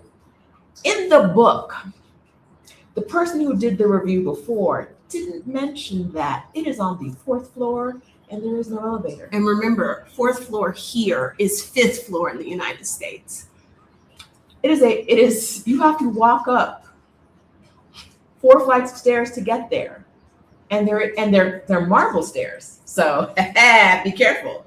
And there's no elevator in the building. And I'm like, you recommended the place. And you don't mention that there's no, because it's very common here for there not to be. But I'm like, I feel like we still need to say that. Because it was recommended as like a nighttime event. How are you recommending nighttime that people show up in the middle of the night and can't get inside? First of all, they can't even, it's a step up to get into the building. A significant step up. Most places are a step up to get in because of the flooding situation. It's a step up to get in. So and now you gotta get carried up 4 flights of stairs to get. So aging here takes special considerations. Yes. It really, really does. The previous building I lived in, there was a family who I noticed when lightning struck the big boxes that like control the whole street. Everybody's lights went out. That's when I discovered they have an emergency light, a backup light. And the bitch was bright. These people who used to live like across from me and my old apartment, and they had a elderly family member who was in a wheelchair. Now, virtually every building in this city, you have to take the stairs up to get into the building. So they would bring her down in the elevator to the garage, and then she would get into whatever car or whatever there. So like it can be done, but it takes special considerations. Yes. So about aging, I think this is true for all cities, right? You need to figure out what the infrastructure looks like. You're not going to see a lot of people in wheelchairs on the metro here because you're limited to like maybe 1/5 of the stations for getting in and getting out, right? You're not going to see people with walkers. When my knee was really hurting me, the fact that to get from one side of the metro, if I enter on the wrong station, I got to go down 2 or 3 flights of steps and back up 2 or 3 flights of steps to get to the right side of a train. Just with random knee pain, I would be like, I hate this. I hate this. I hate this so It much. is interesting that the tube in London is older than the Mexico City, yet there are escalators. There are escalators in and out of every station. And here, there are only stairs that go down. Maybe there's an elevator, probably not. If there is, it probably don't work. But even if there are escalators in the station, It's not going to get you to where you need to go. you still got to take the stairs to get out. And escalators existed when this system was built. And So a escalators choice exist was made. now when they're updating the Yes. station They're to making make a them choice. pretty, but they're not. Okay, we're moving on. We've moved. We're going to talk about more cities. All right. Seville, Spain. Do you know Seville I specifically? don't know. I have been to Valencia, the one where they don't want foreigners anymore. Barcelona? And Madrid. I have heard good things. I think you run into the same like accessibility issues because that is an old place. Older buildings may not have elevators, that kind of stuff. I'd give it a try. Spain has been a place that I have considered as a possibility. I always get hung up when it comes to the visa situation and having to use the vosotros form in Spanish because I don't know it. And my brain is about as full of as much Spanish as it's ever going to hold. So I have an irrational fear of people using the vosotros form and me being completely lost. But I'd consider Seville. My favorite Spanish person is one that has been mixed with an indigenous person There is also that. 8 generations ago. There is also that. Thank you. Because this is why the Nordics didn't work out for me. I didn't understand this until I went there and was like, these people are all white. They're all white. They're just white. And while Mexico has a Black population, it's small. It's what is the word when you're not disenfranchised, but they're kind of segregated in a way. Yeah, and there's some self-segregation. yeah, and like they are not all over the place. But this is not technically a white country. There are some people who act. And there are white Mexicans. But- Listen, when we say white, we don't mean white from America, even though they're here as well. They're white Mexicans. But on the whole, this is not a white country. And I didn't realize how important that was to me until I was up there with all them white folks. And I was like, y'all just white. White all the time. And I was like, You're white all the time? oh no, this apparently, it matters to me. And so We got to brown it up, baby. we got to brown it up. That's why I'm saying, So- I don't think Spain is. Now when I've been in Mexico, Isn't that part that used to be under, like, wasn't that important? I mean, not Alcate, Seville, wasn't that important when the Moors were there? I mean, I do know that was a million years ago. are they white? The Moors were not. No, that's all I'm saying. The people there right now, I suspect they're not as brown as the people I see on a daily basis, and I only want to get browner. Okay, I'll give you that. The brown level we're at now. Yeah, because there's not really a brown part of Spain because they got rid of all the browns and all the blacks.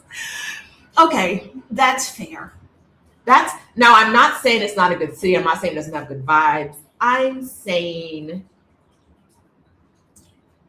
But like again, it's not even a spicy white.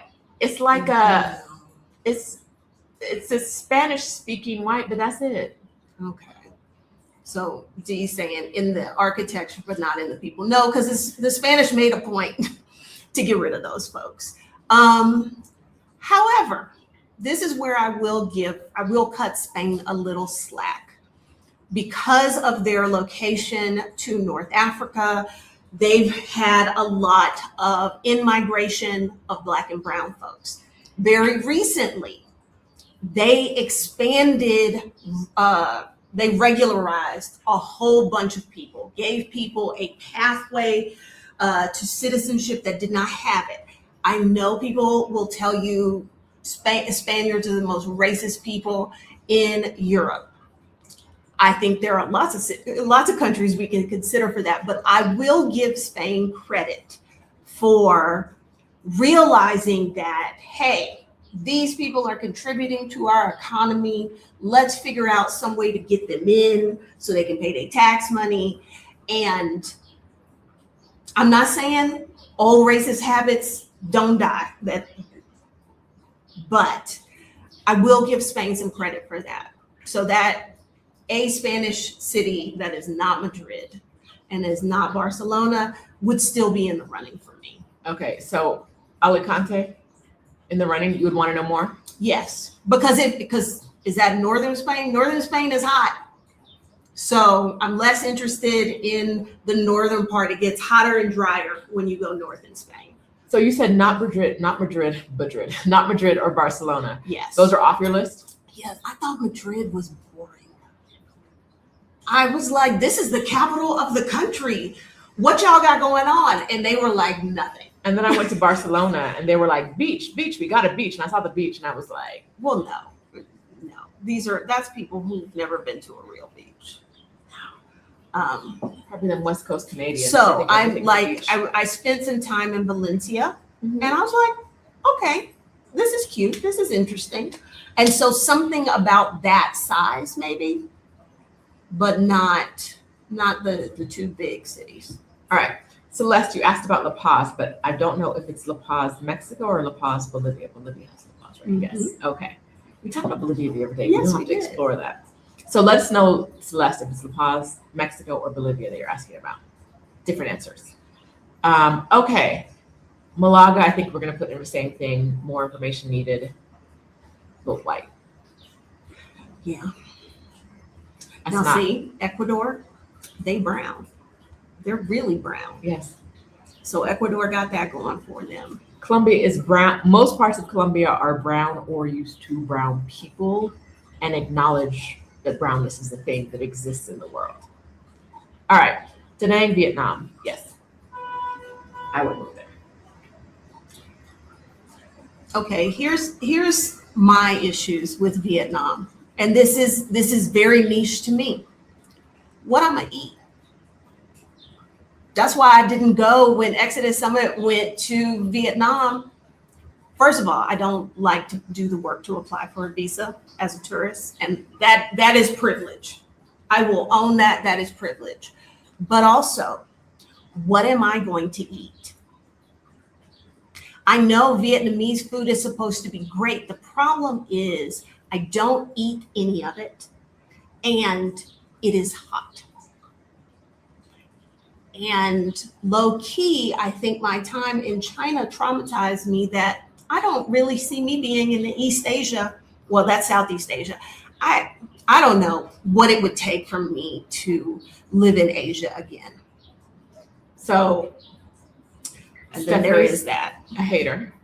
Well, that's the other thing. And she don't want me going too far. So she's like, no, you can't really move to Vietnam. And here's the thing. All these people on the internet gonna be telling you how Vietnam is the new Thailand, blah, blah, blah. It's cheap, it's friendly, blah, blah. You can't stay there. Places like Vietnam, UAE, China, they don't want you to come live there. They might let you come work, maybe, but the way in which you can get a retirement or an immigration visa in a place like Colombia or France, you can't do that there. So temporary, I would say your move to Vietnam is temporary. Yes. We know a lot of people who move to thingy temporarily, and they love it there. I think I would love it in Da Nang. It's really close to Hoi An, which I enjoy. Stephanie doesn't want me to go, so she's being a hater. After she worked so hard to get you to yes. go. Because I was definitely never Vietnam after Hanoi and Ho Chi Minh. I was like, if I have to fly into either of those cities No. to get to Da Nang, I'll never see Da Nang. Not again. Hanoi and Ho Chi Minh. If you told me the rest of my life I'd be living for free there, I would still be like, thank you, but no. Thank you. Thank you. I'd like to gift this to someone else. Can I transfer this? Absolutely not. I have learned that some of my issues with Asia, a lot of my issues with Asia are cultural. And it is not a culture that I just am at ease in the way I am in Latin America. And we can dig into, like, I'm sure there's probably some work to be done to dig into that. I'm not interested. I'll just say I'd be hard pressed to move to Asia. Is that just China breaking you? I think so, because it opened my eyes to how culturally different they are, and But the way I love Bangkok, even though it is hotter than the surface of the sun. I do not love Bangkok just for that reason alone. I like it, but I will tell you, first time I went to Bangkok, went in November because it's supposed to be cooler. And I was like, I'm from Texas. I'm from Houston. They don't have heat I've never felt before. I was lied. It was so fucking hot. And the only place hotter than that was Penang, Malaysia. I thought my skin was on fire in Malaysia. So obviously the heat in Asia is an issue for me, but culturally, it doesn't feel, the vibes are not there in the way it is for me in Latin America. And so that's me. Tace asks, I love it when you guys ask really genuine questions and you're not just playing in my face. And so I'm going to treat this like it's a really genuine question. You're not just. Okay, so a really genuine question from Tace. Do you all like talking about places in Africa? We're talking about specific cities that people are asking us about. So if you want to speak about a very specific place in Africa, drop it in the comments. Africa in general, I can't tell you to move to Africa because that is 54 countries. That does not mean anything, right? So if you have a more specific location that you're interested in than just Africa, drop it in the comments, Tace, and let's have a genuine conversation and not a play in my face conversation. Thank you. Okay. Oh, look here. Nairobi, Kenya. I would enjoy the fact that English is one of the languages spoken. Okay, this is the nerd part of me. East Asia is geographically interesting. East Asia or East Africa? East Africa is geographically interesting to me because of the Rift Valley there and the elongated lakes. Like I said, that's not going to be anybody else. But the fact that English is spoken, I would be interested in. My struggle with Nairobi, and I had a similar issue in Accra,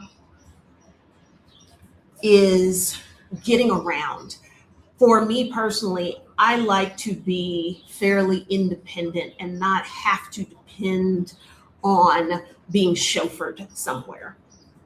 And because of the traffic that I've seen in Nairobi, and because it's not going to be designed walkable in mine,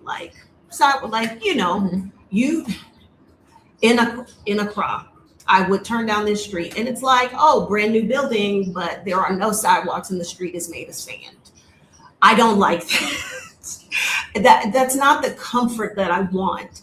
So that would be my concern being in Nairobi. And I know somebody's probably going to say, well, in such and such housing development, that is not how I like to live.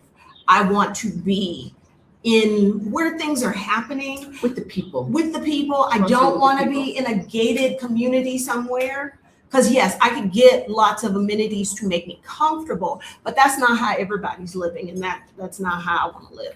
So I'm not violently no on Nairobi, but I think life there would be harder for me than I want it to be. I think I could give Nairobi a couple months, but I don't think I could stay there long term, because the longer you're in a place, the more you got to figure out how to do things. My ceiling made of styrofoam, and I got to figure out what to do next. Please, this is my 7-year itch, right? This is my new 7-year itch. I got to figure out what to do with styrofoam ceiling. I can't imagine doing this in Kenya.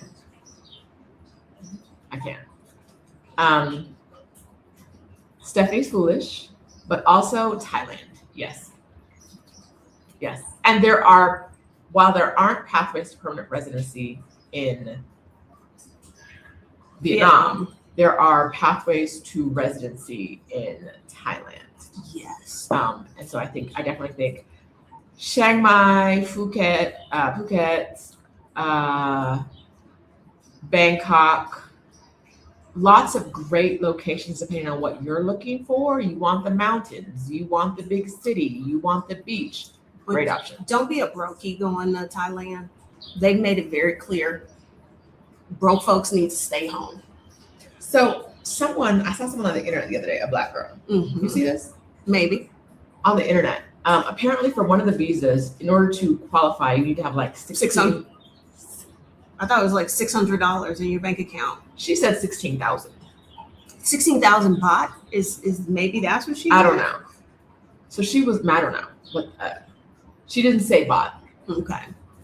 So it might be for that specific visa. Maybe for a specific visa. I think I did see that post. And she was like, when I got to immigration, the man was like, pull up your bank account and show me that she had, even though she already has been approved for the visa, the fact that she left the country and was coming in, he was like, show me that you got the money required in your bank account. So it was not like you could apply for the visa. Probably in the past, you could apply for the visa and then give, Charlene back her money that you were holding to make the amount. Now they're like, no, you need to have this money in your bank account every time you come through, at least for that Black woman in that situation. No, Thailand is holding a very hard line on this. Who is it? The man and wife couple that go around everywhere. Yes. They're making a lot of content about this. And hey, the way those, what do you call there was a name for the kind of backpackers that would be out on the side of the road. With the signs. Yeah, and Thailand has said, don't do that shit anymore. We've been nice to y'all. Don't come here. So I'm just saying, I don't think you need near as much money as you need for Mexico as you do for Thailand. But just know, Thailand is over people who are there chasing a bargain. Yes. Robert Dodge Bomb says Africa is known for being due to very anti-LGBTQ issues. Ghana just passed something the other day. Ghana was like, we have no problems here, except. Yeah. So, yes, something to think about. It's not the same in every country, but it is something to think about. Let me. Yeah, I wanted to get to this one. I have dreamt for, I want to say, like 35 years. My dream of going to Madagascar. I dream of it. Do you really? Of visiting, but not living, baby girl. No. I have not been to Madagascar because it is on the edge of the earth. But I have interviewed 2 women who live there, and I can't have the life that I want there. Now, if you happen to be looking for a teaching job, the mining company hires teachers and pay a shit ton of money. Really? But you're living on like the mine property. Yeah. Okay. But If you are like, I just want to be on an island somewhere and eat coconuts and fish, you want a very minimal lifestyle, I think Madagascar could work. And I'm not the maximalist here, but I do not like the beach. I do not like the ocean. I do not like sand. Life is always going to be more expensive on any island. And because of where it is, traveling to any other place in the world is going to be a nightmare, I think. So, like, although I am not in a moment of travel right now, I am in a season of stillness. When I want to travel, if I was living on Madagascar in Antananarivo, I would not be able to. The last time I looked to visit there, not even to move there, just to visit there, I don't normally do research ahead of time, but I was like, this one requires some research. I was doing some research, and they were like, you can come. We might not have no roads if it's rainy season. We might not have no roads. You might not be able to leave and go any. I was like, no. You might not be able to get to your hotel because we might not have no roads. And I was like, I'm not built for this in this season of my life. I need more. I need more infrastructure. I need someone else to do the planning. So if the road is washed out, someone else got to worry about that. Who's the tour guide? How are we getting to where we're going? Please. Is there a helicopter? What are we doing? Because I'm not on my own. Yeah. Back to the plane.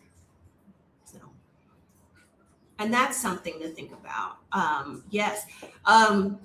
Particularly the older folks. I interviewed Lisa, who used joining the Peace Corps as part of her retirement planning. So because they pay you, they get you there, they teach you the language. She had whatever work she was doing, she was in the community with people, making connections. And so like that's a hack, particularly if you're finding yourself in a situation where the Social Security is not coming through like what you thought it was going to, and you're noticing that most of these retirement visas are, the monetary amount might be out of your reach. That's a way to do it. Actually, both of the ladies I interviewed turned out, I didn't know it at the time, were in the Peace Corps in Madagascar. You hear the infrastructure. There's already some infrastructure in place when they move there. Yes. If you're not moving there in the Peace Corps, you'll have significantly less infrastructure in place for you when you get there. And that's assuming they have a road to residency. I don't know. Because a lot of you can always marry somebody. Yes. Right. There's always that. We never talk about that road because that feels real like indentured servitude and going downhill from there. Yes. But that's always, listen, if you want to be in a country, find you a sucker. There you go. I see no problem with it. There's quite a few countries that really the mechanisms we assume that exist for immigration really don't. Because hell, like in China, even if you have a Chinese spouse, you still got to renew your visa every 10 years. Like there is no permanent, you are there because your Chinese spouse is there. They don't want people in their country. I feel like we don't need to say this, but all of China is a no for both Adelia and I. Yes. All of it. China got enough for me. If I had to be there again for a short period of time, I would pick Shanghai over Beijing. I don't know, but I didn't love Shanghai. But I don't even want to be in Shanghai. But if I had to be in a place in China again, but I don't think I ever have to be in China again in this life. Maybe like if we're considering Hong Kong as part of China, I could do Hong Kong again. Hong Kong pre when I was there, 2019, when I was in China. I'd gone to Hong Kong previously. And so I saw the changes as they were happening, where they were sending troops over and being like, oh, y'all used to protest? We won't do that shit no more. So, no. Like I said, it would never be to live. It would be to visit. So listen, all of China. All right. What else are we talking about? Oaxaca. Great food, great crafts, great arts, beautiful gowns. Oaxaca's hot. It's really fucking hot in Oaxaca. And what are you gonna do in Oaxaca? Because I think a lot of people focus on either the beach. Y'all already know how I feel about the beach. Which is not really, it's the state of Oaxaca. It's not the Yes. city of Oaxaca. And then the city, the capital city, is not, it don't be city in. I took the bus into Oaxaca City, and because the infrastructure can't really handle the traffic, it took like from when we got into the city to get to the bus station, which is at the edge of town, it still took almost an hour. I did an artist residency just outside of the city, and it would take an hour for me to go to my class every day because there was no way to drive around the city, and because the traffic was so bad there. It is a place where, unless you live in Centro, which I don't really think you can, not comfortably, because like there's not even like for real grocery stores there, you need a car. And that's a no-go for me. Although I met a lady who was in her 70s, and she was driving her VW Bug up them hills without power steering, but that's a no for me. I love to visit, and particularly the little towns outside, but no. I think that everyone I talk to who loves Oaxaca is like, I went in a car to this waterfall over here. Yeah. And It's then a great I place to went visit. and I did this one thing over here. I mean, I will always encourage you to visit Oaxaca and put money in the hand of The artisans, indigenous yes. artisans. A Absolutely. great place for that. But Living? don't move there. Don't move there. So, There are Black people who live there. I met a lot of them. I went to their weekly meetup. I think, well, there's some folks there with kids, but there's definitely, if you're looking for a place where there are older Black Americans, but it's not for me. All right, any strong feelings about Oaxaca? And that's why I love Oaxaca. It don't be city, but I always stay in Centro and eat out everywhere. Folks that I know live here for long. I'll live outside Centro and I have cars. Centro is cool, but it's not. I'm bring me to your city. And even then, okay, because here's the thing. Do you want to live a place that is getting overrun by tourists? Because the number of tourists in Oaxaca City, just like I'd been there first time in 2019. I went to the Guelaguetza, and then coming back in 2023. Significant. 2022? I don't know. Because I went for Day of the Dead, and then we had our retreat in 2024 there. And the difference was obvious. And Oaxaca City, if you don't want to live someplace with water issues, don't move there. Oaxaca is a state that has the most water, but Coca-Cola actually gets most of it. Oaxaca City got water issues because in 2024, summer 2024, the mayor of Oaxaca City said, bring a bucket when you come because you need to use that bucket in the shower. So water issues.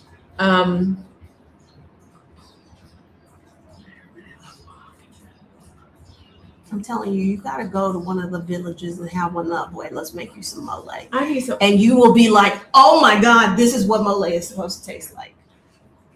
I have never eaten mole that didn't make me want to cry. No. Like what? When Y'all love this? When it is good, Child. it is so good. But most of what you get is not good. Rwanda.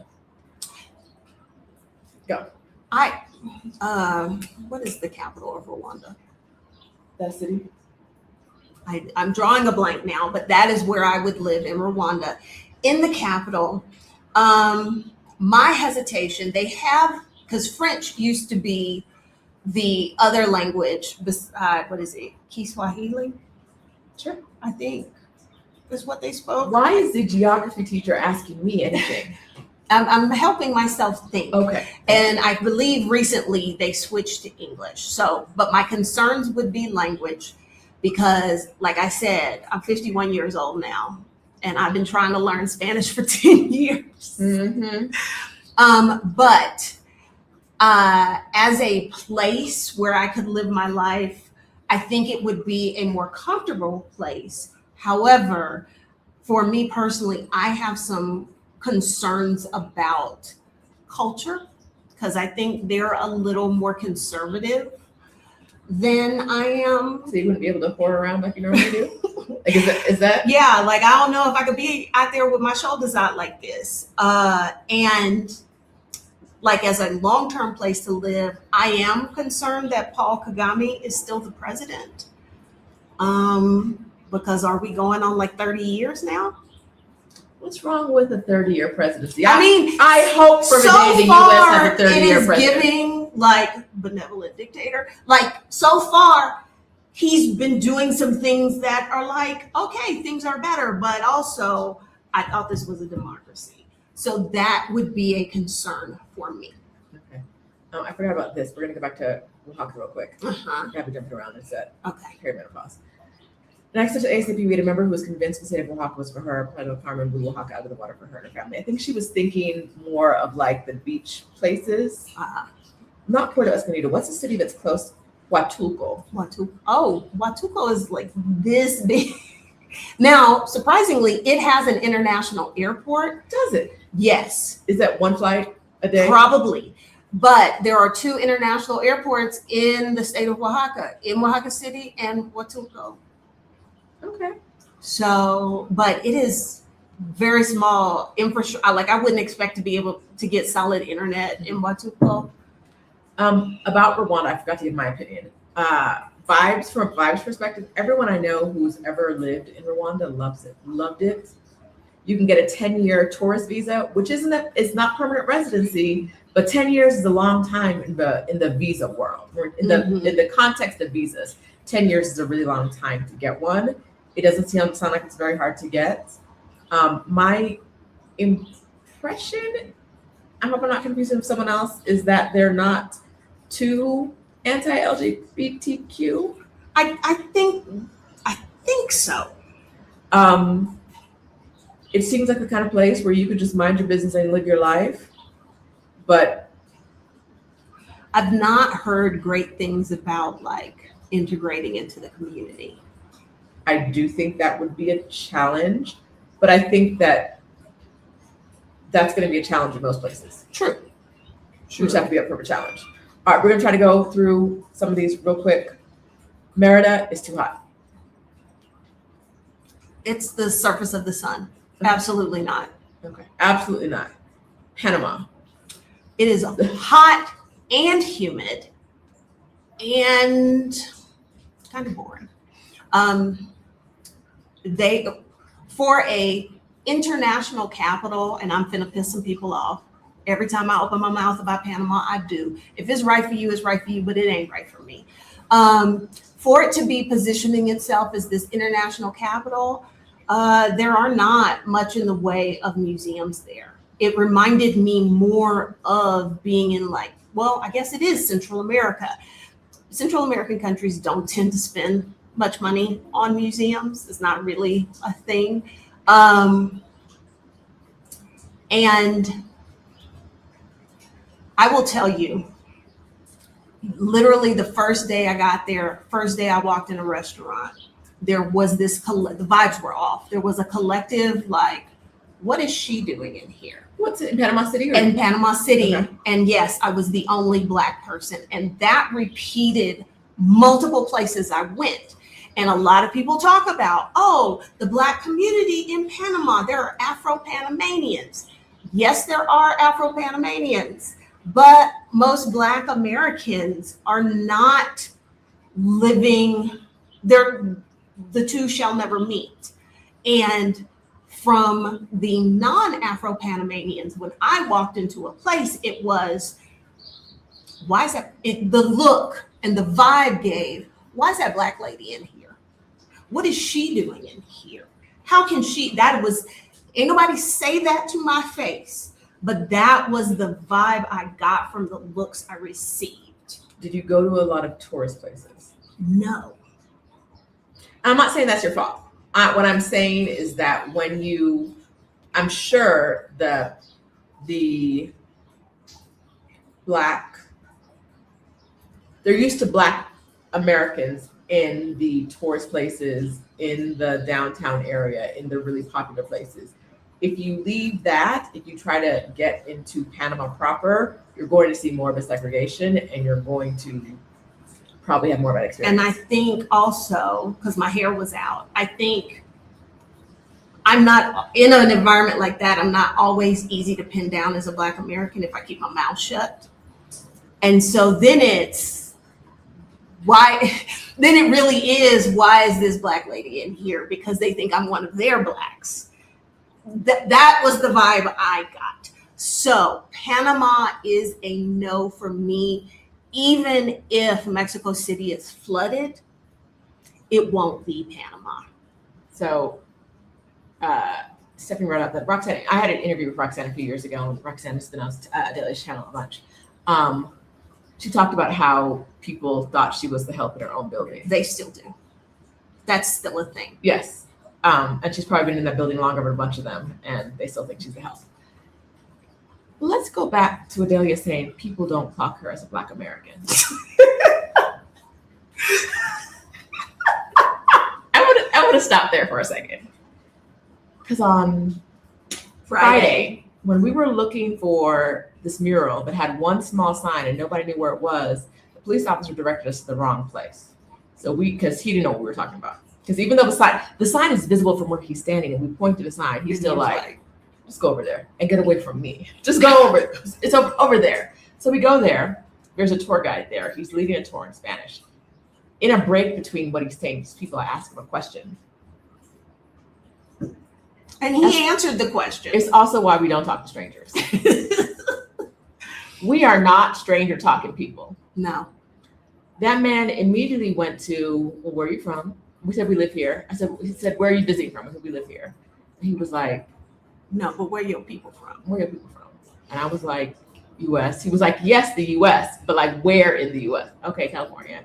I said, she's from Texas. That man said, no, but where are your people from? And Adelia, I said, Texas. And he said, no. He said, no, your people are not from Texas. So where are they really from? Thank you. Good day, sir. The way I was like, we have to go. This Thank you. conversation is over. Thank you. It was so like, and mind you, his tour group is like, you gonna teach us something or nah? Why are you still talking to them women? We asked a yes or no. I asked a yes or no question. Is this building this thing over here? And he was like, no, it's over there. And now he said, you're not from Texas. I said, oh. I've never had that. Now she's not from Texas. I mean, my people are not from Texas, but I didn't want to explain that. And it probably would not have satisfied this man, but for whatever reason, he decided, whatever the folks in Texas look like, I don't fit. And it wasn't you're not from the US. It No. was very clearly your people aren't from Texas. And I mean, again, technically they are not. But now my people are from California, but he No. ain't challenged me. He ain't say a thing. I said California. He said, moving on to the interesting one. I don't even care about you. Moving on to her. I said, oh, okay, thank you. Gracias. Hasta luego. In the middle of the. because what I will often get is if I keep my mouth shut, people here do not assume I am American, because I often be in places Where ain't no Americans. Where ain't no like Americans. Yesterday when we were in the projects. Yes. Looking for things that apparently no one knew existed. So a lot of times I just keep my mouth shut.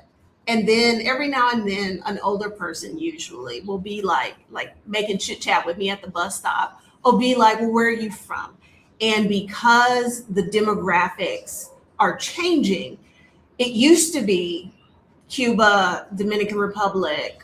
Like when I was in Oaxaca, somebody asked me if I was from Belize, but now it's Haiti. Oh, okay. Because think about where I used to live. Like the neighborhood up had a lot of Haitian immigrants, and so that was the first time I'd gotten that. But I have never had somebody be he said like multiple times, no, for real, quit playing in my face, no. It was so like there's no convincing him without showing like grandmama's birth certificate. There was no convincing him, and so we have to go. I've never gotten that before. It was so bizarre. It was awkward. It was awkward with an audience. It was awkward. Yes, because that's the other part. His entire tour group is behind us watching this exchange. And we're like, I just wanted to know if this building, you seem to know, you're giving a tour of this area. Is this building in the photo that over there? He said, I have questions that are more important than anything else that my group was going to do. So where are your people from? It was very strange. It was very strange because he didn't say, oh, you looked, I would have guessed so-and-so. No, it was he kept saying, but where are you, in Spanish, but where are your parents from? I've never gotten that before. Now, when people ask where we from, like when we were in Puebla, and the lady asked where we were from, and I said Mexico City, and she was like, she laughed, right? She was like, no, like for real, because she was like, I know that's not where y'all from, but so that was a very like this is for these two introverts, the level of awkwardness is way too high. Must go. Thank you. Thank you. Goodbye. And then we went to go, and the security guard everyone wants to talk to us in a very friendly way. The security guard was like, so you like interesting things. Let me tell you about our other museums, and you can go over here. This is an archaeological site. Would you like to see more archaeological sites? There's one here, and then in this metro station, and in this metro. Sir, because where we were, that was intended to be it's a thing tourists could go to. Would never. But technically it is open, but I don't think anybody ever goes over there. The only reason we found out that it actually, the only reason we were confident it existed is we walked in a building we weren't supposed to be into, and the police officer was like, stop. He was like, what y'all looking for? Okay, but that's not in here. He said, no, turn around, but it's down that way.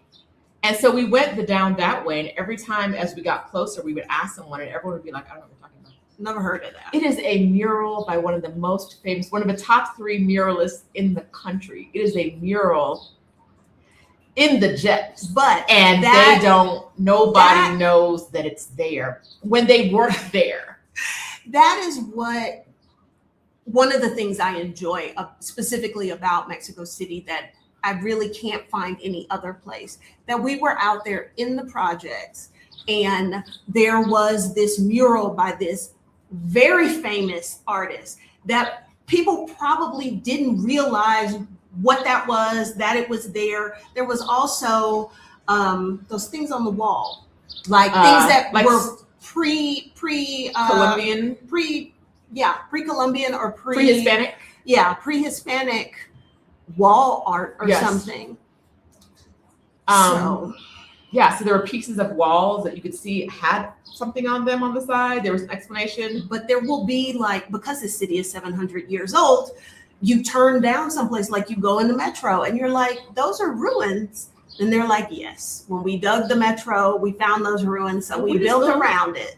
And now you get to see it every day. We were at the Plaza de los Tres Culturas yesterday, Friday. There's ruins.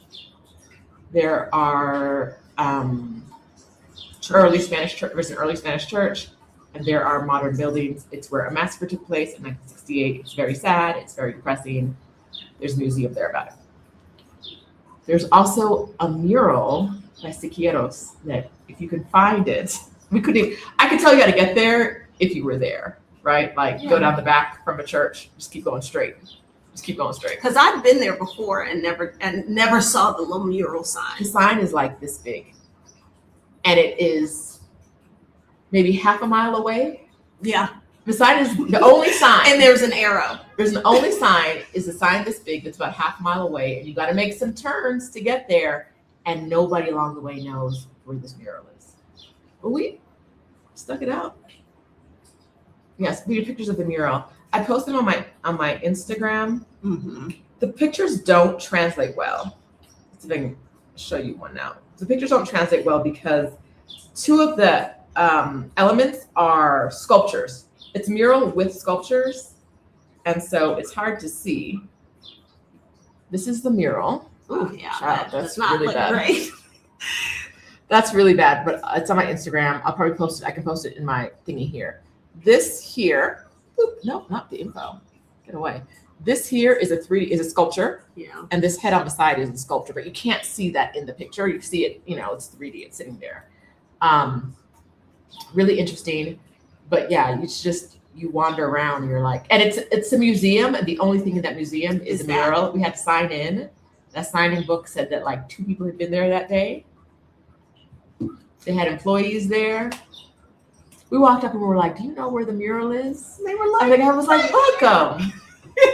All right, we're gonna go through some more cities real quick, and then we're gonna get out of here because listen. You're gonna turn a corner in Mexico.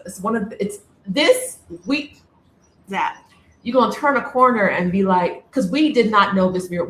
We started trekking for this mural in the middle of our adventure about something else. yes. We were going to This was the a side M68 quest. museum. This was a side And we quest. saw the sign and we're like, Siqueiros, let's go see it. Right? I mean, it's Rivera Orozco Siqueiros. You gotta go, you gotta get in there when you can. So I bet a bunch of people who live there don't know it's there. Oh, my Instagram, if you're not subscribed or not follow it. The thing you do, press the button. Click the link and then press the button and you're gonna see some more stuff. That story should still be live. That I think. What day? No, I posted on Saturday. I thought you posted it yesterday. I don't. What is What is time? What is time? Oh, I don't know. Because None of my low-key- stories are live. I'll post it again. If my medication did not tell me what day of the week it was, I wouldn't know. Your medication tells you? Yeah, like on the HRT. I have to put the sticker on. Oh no, not on the HRT. Mm-mm. On the other thing. Okay. Yeah. The HRT tells me, but if I forget, True. I woke up at 4 a.m. this morning and was like, I didn't take that HRT. My life is over. So at 4 a.m. I was like, how do I find the Sabado, but in the dark, Sabado, so I can take it because we're not going a day without it. All right. So yes, if a city, we tell you not to live here, we mean it. Visit, please. Leave Roma and Condesa. You're not going to find a Siqueiros mural, just wandering on the side in a fake museum with no doors or windows anywhere else, right? You're not going to find it in Roma and Condesa. I love when we compare cities here to Mexico City, and we're saying this to people who are saying, don't move here. Find another place you really like. One of the hard parts is that this isn't us traveling. This is us just living. And every single day, it's like It's something new. there's something new. I'm gonna go to part of the city I haven't been to before. And just walk around. Today, we're going to part of the city I haven't been to before because they opened the museum. We there day 2, and I think day 1 was probably real official and special guests. It's been closed for 6 years. Let's go see what Dolores is talking about. Mm-hmm. What she got? Kigali is the capital of Rwanda. Thank you. The museum we're going to today is the home Yes, it was her home that's been converted. into a museum, but even a lot here. They convert a lot of homes to museums, and they convert a lot of homes full of art to art museums, but they also convert a lot of homes to just explore the home of this person. That's why we went to Casa Barragan, and he's obsessed with Iman and has photos everywhere. What's this? Is it Luis Barragan? Mm-hmm. Luis Barragan, obsessed with Iman. The model. Photos in the bedroom. Not of her with him. I don't know if they ever met. Just her. Photos of her.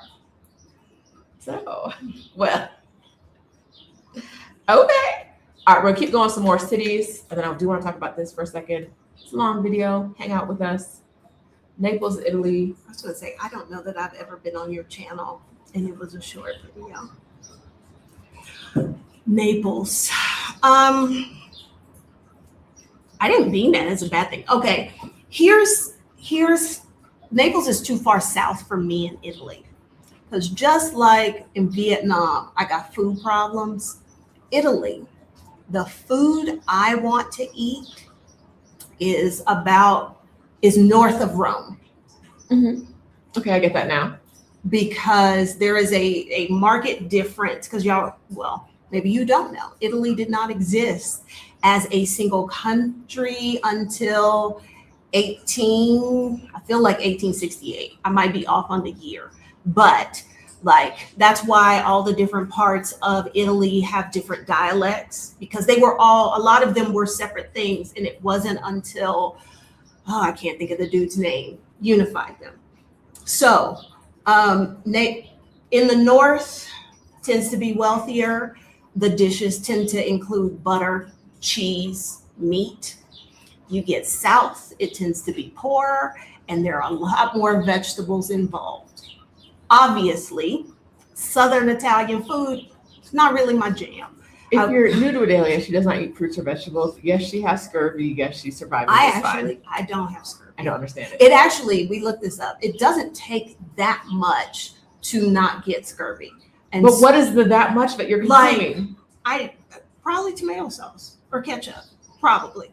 Because we don't even do that much tomato sauce. No, that's what I'm saying, because there was this guy talking about how he gave himself scurvy in college, and because he wasn't eating anything. And it doesn't take that much. You give somebody one orange, they're good to go. You ain't never had an orange in your life. I don't want to eat orange. But Naples is too far south. I was trying to give her cocktails, try this. It has maracuja. And she's like, oh, absolutely not. Because no, just the smell of this. I was like, this is guava hand lotion. I was like, yeah. The smell of it. It's a question we all have. I was going to say, if you know me, this does not sound like a weird thing for me to say. But because I was looking at going to Sicily. Last year, I spent the month of April in Italy, and I was trying to decide where to go. And when I got to looking at the food in Sicily, I was like, y'all really love eggplants and olives in a way that I'm not down with. So Naples has a bad reputation as being dangerous. I don't know. I think if you ain't got no mob business, the mob ain't got no business with you. But from a food point of view, it is a no for me. It's in the wrong region. And again, it's a little coastal, and I'm not interested in smelling like the sea. So I think we went to Naples when we went to them 5 cities in the 5-city thingy. Cinque Terre. Yes, that's the right region, right? Yeah, it's not far from there. Or was that when we went to Pompeii? It was when we went to Pompeii. Went to Naples. Okay, because I have been to Pompeii. Yes. We passed through Naples. I don't have any experience with Naples, but I'm going to tell you that Italy is a no for me. The pizza's supposed to be good in Naples. You know I can't eat no pizza? Well, yeah. Okay. Well, a lot of Naples was being with people who can eat like normal people, and me being like, well, no. That has bread, that has cheese. If you are a gluten-free girly, a dairy-free girly is Italy, Southern Italy. Ugh. Southern Italy might be like Puglia, maybe Sicily. It's not the food, but it's the people. They ain't browned it up yet. No, it is browned it up. You're right there. You looking into Africa. It is not. Now, I will say Rome, at least the part around Termini, where you almost got kidnapped. I'm checking out. Lots of brown people, lots of South Asians. I was not expecting that. But even with the brown folks over there, I was kind of like, traditional Roman cuisine, I don't like. It's lots of like peasant food. And apparently I was meant to eat like a queen and enjoy things like meat and dairy. But I mean, like, I had a good time, and the month I was there was to determine, could that be a place I would live? I am not interested in learning Italian. I'm not interested in living in a place where they're still like, they have to think twice about the fact that a brown person's on the street. Yeah.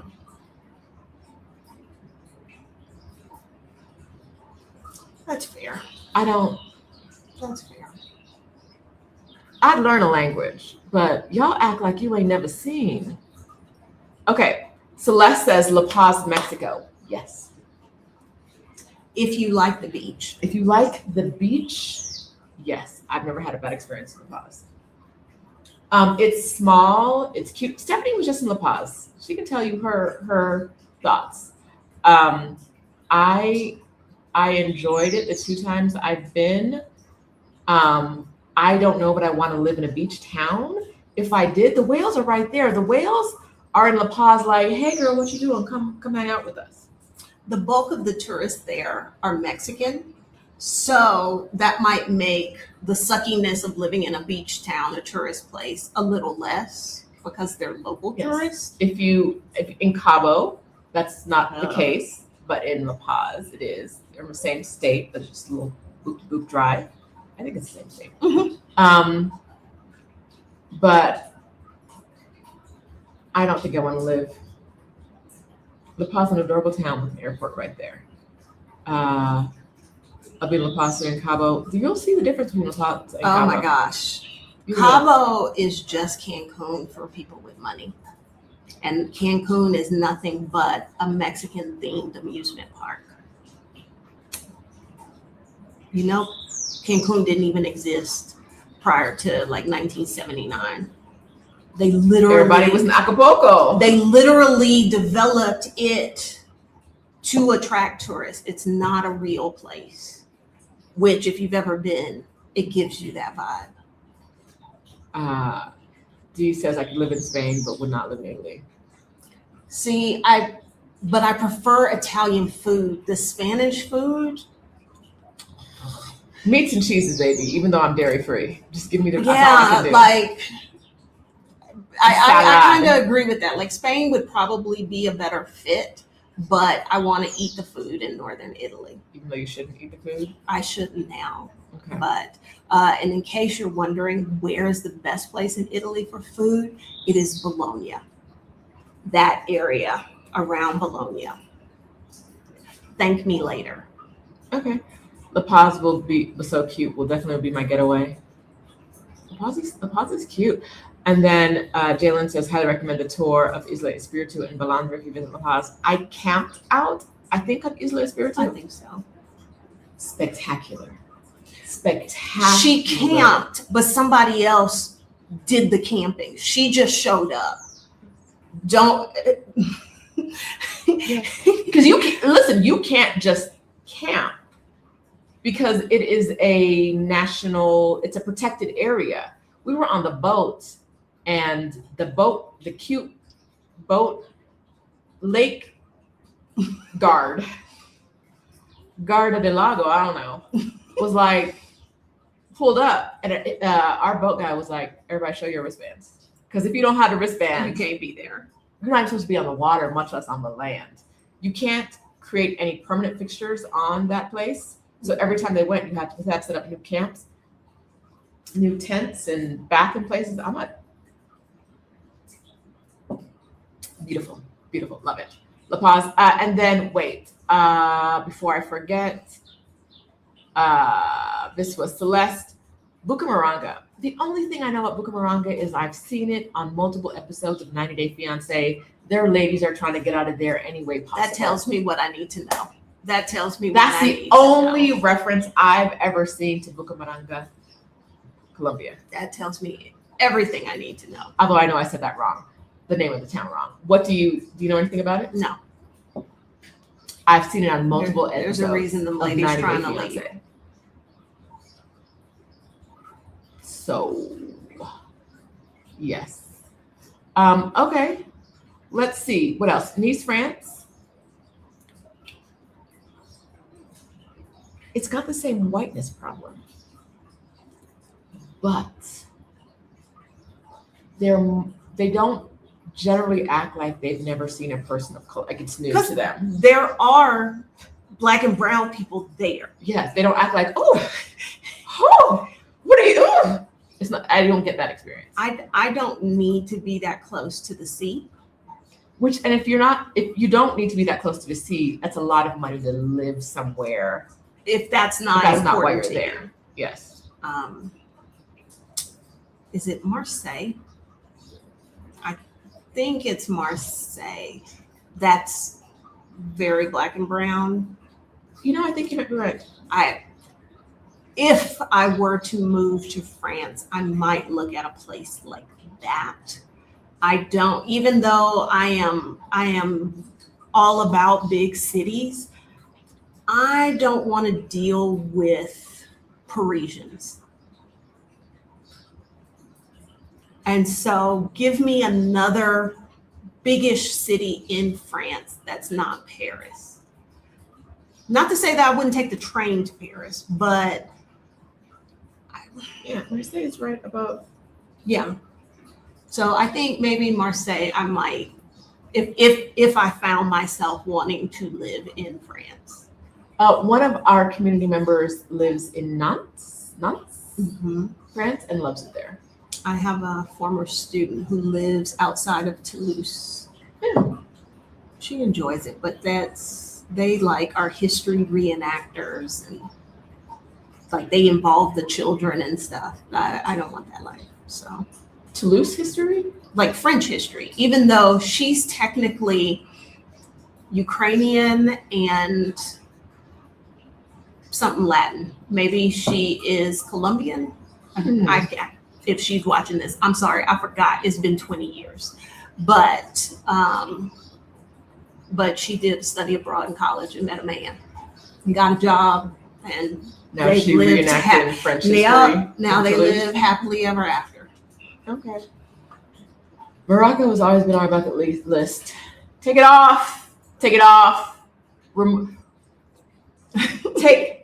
You might need to. I don't know what else is on the list, Aileen. You may need to burn the whole list if Morocco was on there.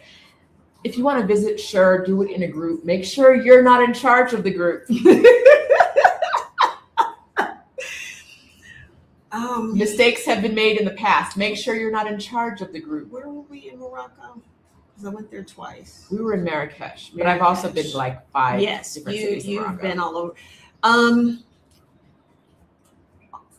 My separate visit to Marrakesh, we didn't have overt issues, but it's just like, what is there to do? What is there to do?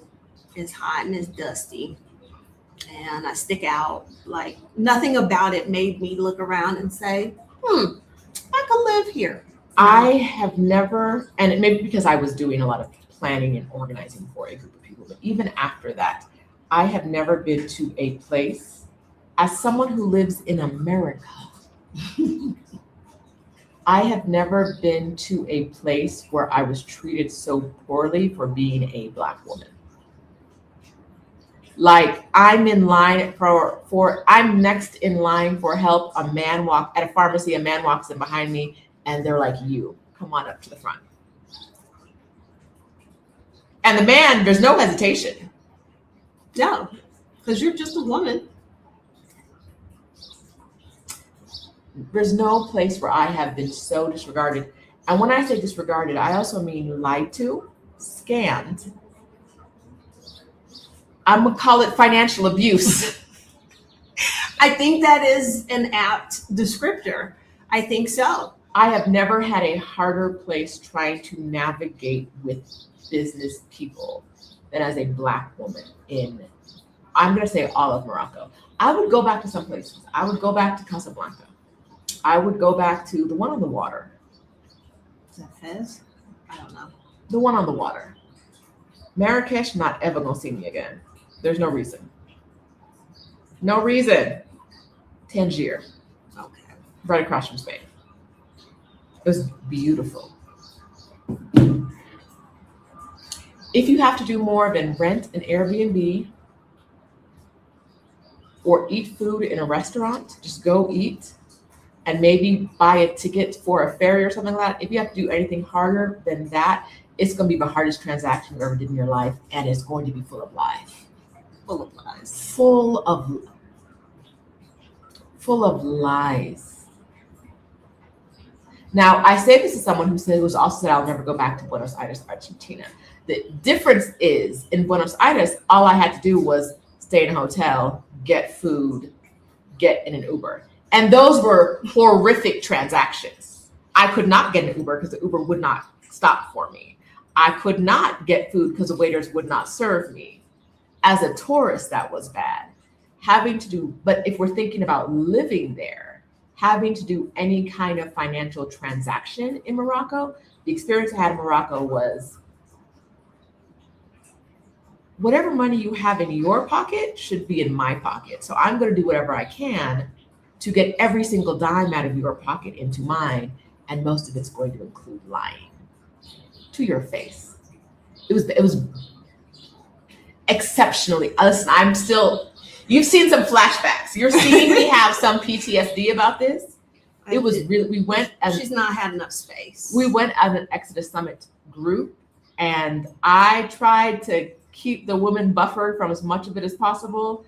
But I was like, I'd leave this trip right now if I could. If I could get up and leave this trip right now, I would get up and leave. The hotel, everybody we talked to was like, I would like to scam you. Like, and not just small businesses. What was the business? The Radisson. The Radisson Hotel was like, I would like to scam you. Yeah, it's not a place I would ever want to go back to. And then like doing life there, because there are a lot of, their international school often has openings, which I get why they do.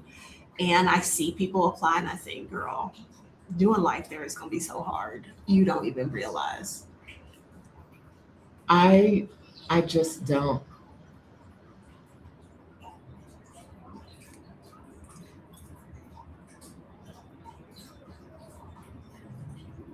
If that Radisson Blue goes out of business, baby, tell them it was me. I will never stay in a Radisson again after that experience in Marrakesh. Listen, the way Frances was like, you asked me to take care of these things. Because I was like, I need to entertain the people. I'm asking Frances to take care of things. And she's like, I'm losing it. Every way you turned, everyone lied. The tour guides that we paid on the street, the taxi drivers, the only time we did not have bad experiences were with women run businesses. Now there aren't a lot of them, but the Airbnb experience we did with a woman-run business, great.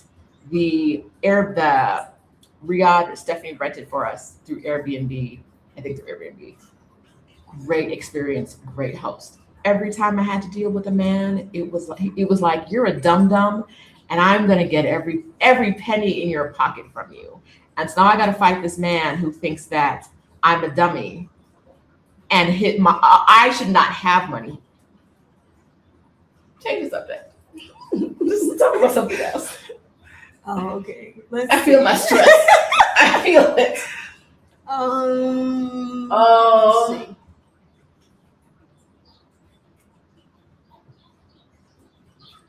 Really good. What Caribbean island would I choose? We know you don't like the beach. We got to talk Yeah. about that. We still have to choose one. I know. That's what I'm trying to think. Like, which one would suck the least? And I know I just pissed off somebody who loves the Caribbean. Probably one of the Dutch islands. Okay. What is it? Aruba, Bonaire, Curacao. They lie outside of the hurricane belt. The Dutch seem to be fairly chill as Europeans go. If living there got me residency that I could somehow parlay into living in the Netherlands, that would be a possibility. But yeah, like with all things being equal, because they all got sun and sand and all of that, I would want to be outside. Like I'd want to be outside of the hurricane zone. Like that's probably the winning thing. It's not the Caribbean. Bermuda. Because you are going to be rich. They don't even have their own fresh water. Well, first of all, I am rich. Okay. Because what is a box of cereal? $27. I'm gonna have my boat that takes me to the mainland. The mainland you being go. North Carolina, There you go. and fill it with stuff and bring it in. There you go. Ignore the vibes. I told you I'm here for the vibes. Bermuda, baby, Bermuda. I am someone who has lived. I have family in the Caribbean. I lived in Jamaica for 2 years. I think Jamaica is a good choice for a lot of people. I'd say 1 out of 5 women, Jamaica would be a great choice for them. Lots of other choices. Yeah, but Jamaica would be a great I choice think for 1 them. out of 5. 1 out of 5 Black women. It's not for me. And not because of anything factual, just because I was a child in Jamaica and I was living with a monster. And so my experience in Jamaica was very bad. Like I lived in Jamaica for 2 years and never saw the beach. I saw the beach one time as I was driving past it in the on the back of a truck. We were going to a wedding. My experience in Jamaica is not a common experience in Jamaica. And so it's hard to, But yeah. so I would not say that. But for other people, I think that's a good choice. I like Aruba. So I think I agree with you on that. If you want I like Antigua if you want something small, but hurricane's still gonna flutter by. Yeah. Listen, if we didn't have that monster messing things up right now, I would even say spend some time in Cuba. Not a lot of time.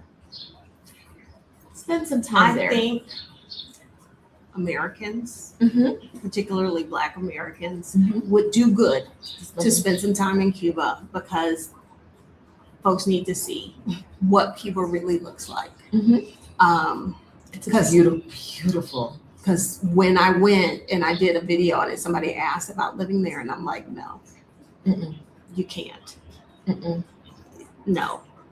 But I think it's an experience we all need to have being there, visiting. Jalen doesn't love the food on the ABC Islands. I love the languages. Y'all speak like there's 5 official. If I could pick up the language, some people would think I'm one of them. Listen, they send you to school to learn 5 languages. I love something about that. It's just really, and it's really laid back. Really seems easy as an outsider. Yes. Curacao is beautiful, however, it's boring after a week. Here's the thing. That's most islands. I was gonna say most beautiful places are gonna bore you a little bit. Because you're coming, that's the draw, is the it's beauty. It's gonna bore you a little bit, right? It's gonna, ooh. Okay, so Life of Luxury and Ease says Jamaica is a no if you're not wealthy. I want to point out that Life of Luxury and Ease is Jamaica. The people who are telling, no one will tell you not to go to Jamaica like a Jamaican. A Jamaican will tell you, girl, no. It's not really what you want. It's, you know what I mean? Like, it is not an easy life, but I think 1 out of 5 women could really like it there. Yeah. I think that's an apt number. Yes. I choose Jamaica for the food alone. You're not wrong. I like the food. As a gluten-free girly, I went to a party last night that was catered by a Jamaican restaurant. And the main dish was dumplings, fried dumplings. So no. And oxtail pizza. So no. Oh, I was man. like, oh! It's one of my favorite restaurants in town. They have a lot of things on the menu that I love. But not last. And they only serve food I couldn't eat. And I wanted to tell the owners, like, that's cool, but like, get your shit together. But that didn't feel like the right vibe since I wasn't paying for anything. Since I was going to a party that was catered and somebody else paid for, telling them to get their shit together, it didn't feel right. Now, when I say get your shit together, I only mean that I was disappointed. Not that you did anything wrong. I have very, very limited food options, especially when my body's been abandoning me the way it has this week. I've been flaring a bit. So I ate chicken soup, which was amazing, but I know I shouldn't have eaten the chicken soup. It had dumplings in there. There was flour in there. There was. I shouldn't have eaten it, but I did, and it was amazing. And I know that oxtail pizza was amazing, and I couldn't have it, and I wanted to scream. Instead, I had a cocktail. Okay. I'm going to therapy. Yes. All right, let's see. Jamaica is not a real place. No. It's not. Mm-mm. Let's see. All right.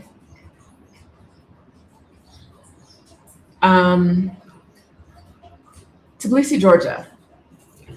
I have never been, but the girlies tell me they love it. Every Black person I have ever spoken to about Tbilisi starts with nobody really gave a fuck that I was Black. I get the impression about Georgians that they are like a tough people because they've had to deal with the Russians and all of that, and you know they do their thing. And if you're there and your vibes are good, the food, the wine, you know. So no, it is a place I would consider. But is your life going to look like it looks now where you live in the US? I don't No. I think you're gonna have to make some No. adjustments, baby. You're gonna have to make some adjustments. There's probably more English spoken now because their tourist visa for US Americans is so generous. I would imagine there is more English because I heard Georgian is very difficult to learn, I believe. I feel like I've heard that.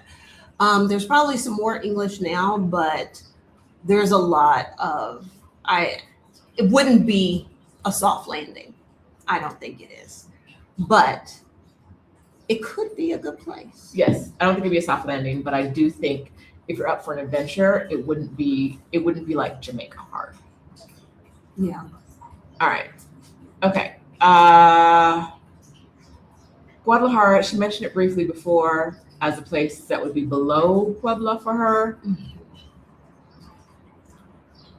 My current issue with Guadalajara is it's not a real city, and y'all be acting like it's a real city. It's a center with a bunch of burbs. Yes, because when you go to Guadalajara, the minute you ask about doing anything, people tell you, oh, go to this place that is outside of Guadalajara. So the museums were not great. It's hot. It's hotter than it is in Mexico City. Transit is primarily bus-based because there's 2 lines to the metro, and my rule is you got to have at least 3 metro lines. Really? I think they're doing some kind of like light train or something, but because I was there in February trying to be open to the idea, and I just was like, yeah, the vibes are not there. I don't think. My issue seems to be like, yes, Mexico City, Guadalajara, and I'm like, that's not. No. That's a fun house mirror, baby. That is a fun house mirror. That's not. Mm-mm. Now, that's not saying anything's wrong with Guadalajara. It's just I can't, after 7 years of this, can't look. I need to be on a beach somewhere that's not hot or humid. Thanks. Thanks. Or I need to be like in a city. I can't go back. I have been And broken. I feel like it is very car dependent. It gives US vibes. It's car dependent. You have a car or you have a horse. Am I lying? In Guadalajara, you have a car or a horse. Yeah. And honestly, if you wanted to come to Mexico and be rich and live a rich quasi-American life, yeah, over there where Little Cinnamon lives, I think it'd be good for you. Someone got that. I don't know who it was, but that was niche and that was for somebody out there. All right. San Jose, Costa Rica, never. Because, okay, this says as a central location, like even that I think is a stretch for San Jose.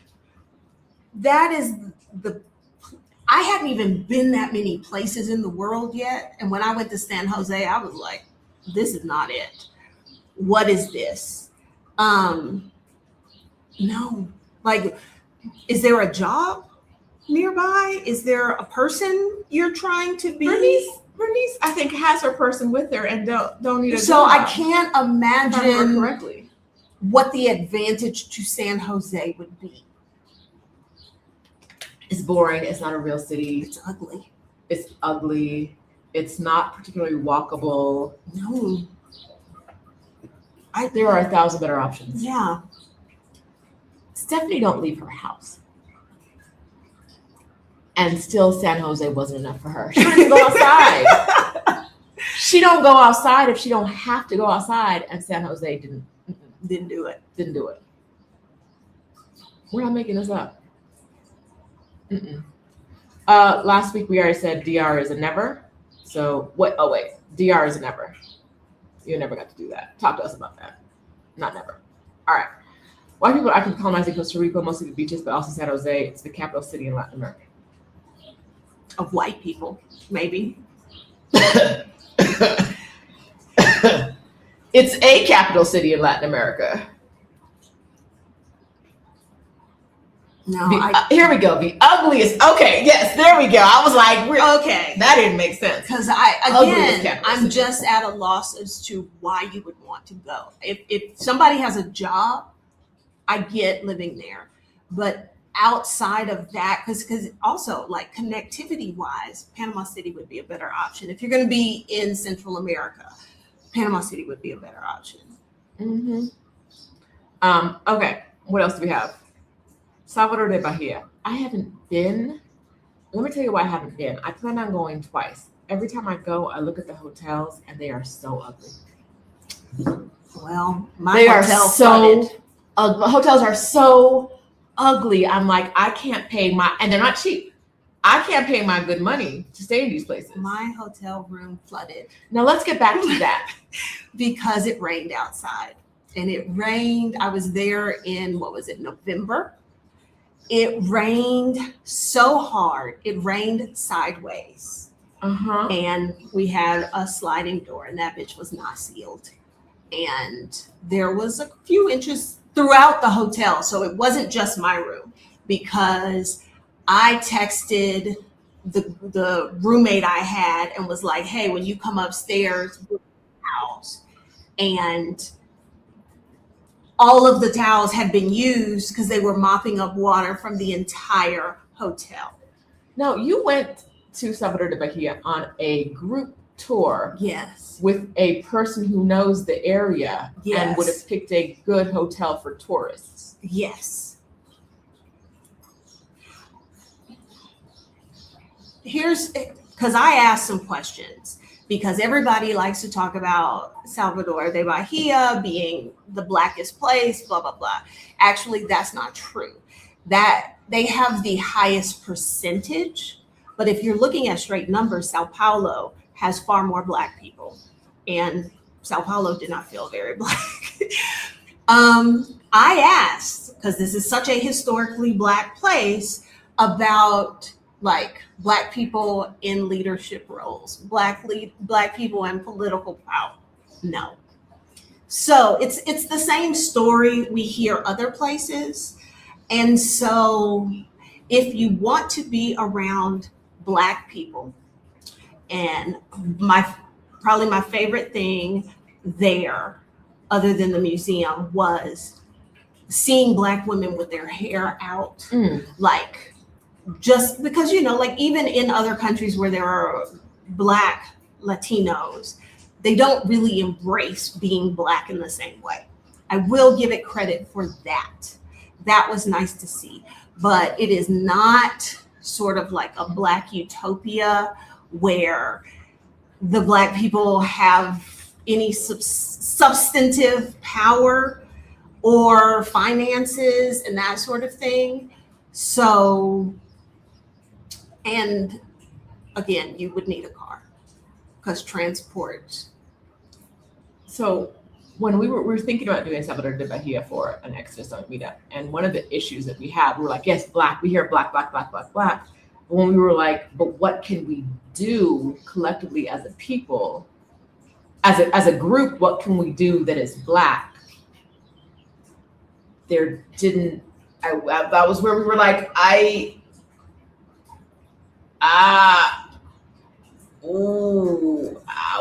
what is the Blackness that we're going to be submersed in, right? Where is the submerged? Like sometimes, like we went to Hawaii and Vietnam together. It don't always have to be Black, but if we're going to a very Black place, what is the Blackness that we can subsume us? And it wasn't. We couldn't. Without knowing, like we don't know the city on the ground, we couldn't find it. Yeah. No, I don't think it would have been a good choice. All right. So, a couple more. Ireland, Scotland. I haven't spent as much time in Ireland as I spent in Scotland. I would 100% go back to Scotland. There is definitely a difference between Edinburgh and Glasgow. I couldn't understand what any of those people in Glasgow were saying, and they were speaking English. This is gonna sound kind of ugly, but you know those like big fat gypsy wedding shows? That was the vibe in Glasgow. Like, I've never been in a place that is so white, but also like dyed hair, long nails, tattoos, short shorts, and we're like at the airport. It was so different than other places I'd been in Europe. Not that it's good or bad, but people had kept telling us, oh, there's a difference. Very much you can see it. Edinburgh, I'd spend some time there. I don't know if I could live there full time if I had the option of being elsewhere. But if it was like Mexico City is officially flooded, you got to find somewhere to go, that would be on my list. Edinburgh would. I went up to the Highlands. I was in Oban, very small town. Folks is a little older. I kept trying to wrap my head around the cost of things, because at the castle where we were doing the sewing retreat, they hired a cook. She lived on one of the islands, and her children had to take a water plane to the mainland to go to school. And I'm just sitting here trying to wrap my head around, who's making the money here? How are y'all paying for this? So I suspect like the Highlands is an expensive place to live. But like getting around on the train in Scotland, the Scots themselves all seem to be fine. Edinburgh, university town. Okay. I liked Edinburgh, I liked Glasgow. I would stay for an extended period if there was a visa option. I don't know that I would stay for I don't know if I would live there. I can spend 6 months almost anywhere, as long as that road don't wash out. In rainy season, I can spend a lot of time anywhere. Ireland, I did Dublin and I did North. Did I do any Because I North only Ireland? did Dublin. I think I only did Dublin and then I did Belfast. I'd live in Dublin.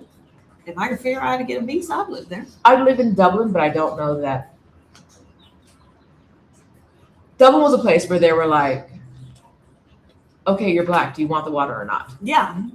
Like, No, what? it was far more international, diverse than I had expected. Yes, it was very much like, Okay. all right, let's go. What is it that you need from me? Other places?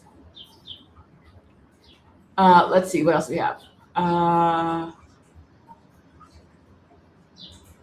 Can you give 2 solid places to live outside of Latin America that's relatively affordable? I wanna stop here before we go much further and say that one of the reasons people talk about Latin America a lot is because there are many more visa options to Latin American countries than in other places around the world. Like it's very clear how you can get in, right? Like maybe I can get into Ghana with the right Of the I won't even talk right right to of a boat. remain. Yes, Yeah. maybe. But I think that's a Unclear. legally gray area. Unclear. So, as people who advise others about getting visas and moving places permanently, we do. I recognize that we do talk about Latin America a lot, but it is because I can tell you follow these 6 steps. 6 steps. You can be in Ecuador in a year if you do these 6 things. A lot of places outside of like Tbilisi, yes, you can do that, right? Albania, I can tell you how to be there for a year. I can't tell you how to be there for 10 years.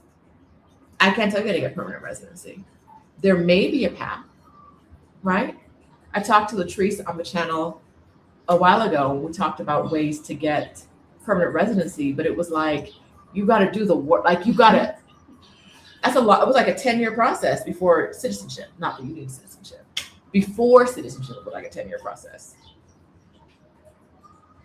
Like we often talk about the easier places because a lot of people need the easier route right now. Okay, now that I've said that, answer the question. Well, what was I going to say? I had a thought and then the thought went away. For me, African countries, for the most part, are out because of what Rashida said. I did a video on my channel because people on TikTok love to talk about how, as a Black American, they're giving away free citizenship and land. And I did some investigating, and that was not the case. And I've already explained to y'all, Asia probably ain't ever gonna see me again. So it would likely be Europe. Places I live, how open to it do I have to be? Like Romania, I just interviewed somebody who was talking about how easy it was to get a business visa in Romania. And Romania is part of the EU. Because that's what I would want, is I would want access to the EU.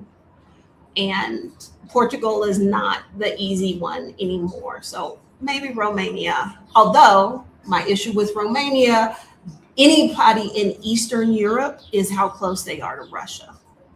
Because the aggression is there. Sweden. Even though it's white. Although, if you're in Stockholm, there's some browns. There are some browns. More browns than I thought there would be at all. And then, where else would I? That's not in Latin America. I might. South Africa, specifically like Johannesburg, wouldn't be Cape Town. And it's not even because it's on the water. It is the vibes are off. The vibes are off in Cape Town. The rancid whites. Those are not good whites. They're not. Is there anywhere in Asia I would consider? Like, I think Japan would work from a comfort level, but I think culturally, I think it's a no-go for me. So, because I would say somewhere in Indonesia, but Indonesia is too hot. So yeah, I'm limited because if I'm choosing where to live, I'm gonna live someplace that is not hot, and so that limits big chunks of the world. For me,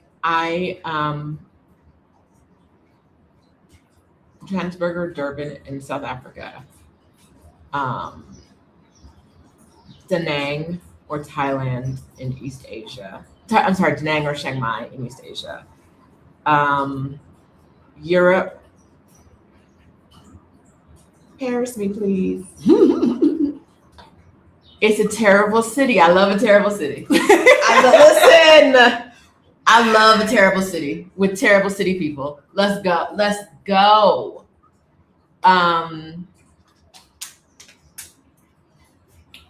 Less terrible, Vienna or Prague. Vienna. Yeah, not Prague. Vienna. Where else? Now, relatively affordable. I'm not taking relatively affordable into this. I'm just naming places. You've got to do the math and figure out what's affordable to you. Because here's the other thing. People. Here's the other thing. Affordable to live or affordable to get a visa. Because those two things don't necessarily go together. They don't. Assuming that there's no rules in the world, you're going to find me in Fiji, in somebody's village. I mean, you can get that As visa the queen, from Fiji. I'm going to be a queen in somebody's village. The retirement visa is like what, 40, 45? But then you're in Fiji. You're in the middle of nowhere. You can't travel internationally. I love it. Things are expensive. Listen, set me down there for months at a time. But no, you're not going nowhere from there. Yes, lots of places, but I also think that you can get everything you want.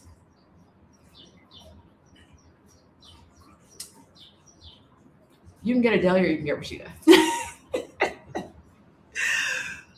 And by that, I mean, you can have a list and you can check off the box and it can fit everything you want, but you might not get the vibes you like, right? Yeah. You might listen. It might be like, yes, based on everything you're looking for, Romania is the perfect place. And you might not be like, and get there and be like, this is not it. I do not want to live in Romania. And so I think that's something that just takes a lot of work on your end. I'm going to drop the quiz again to get your next 3 clients to chat. No, I'm not. That's not what we're talking about. I'm going to drop the other quiz. Where to move quiz. The where to move quiz. I'm going to drop that to give you some ideas, because price point is something that we consider on the quiz. But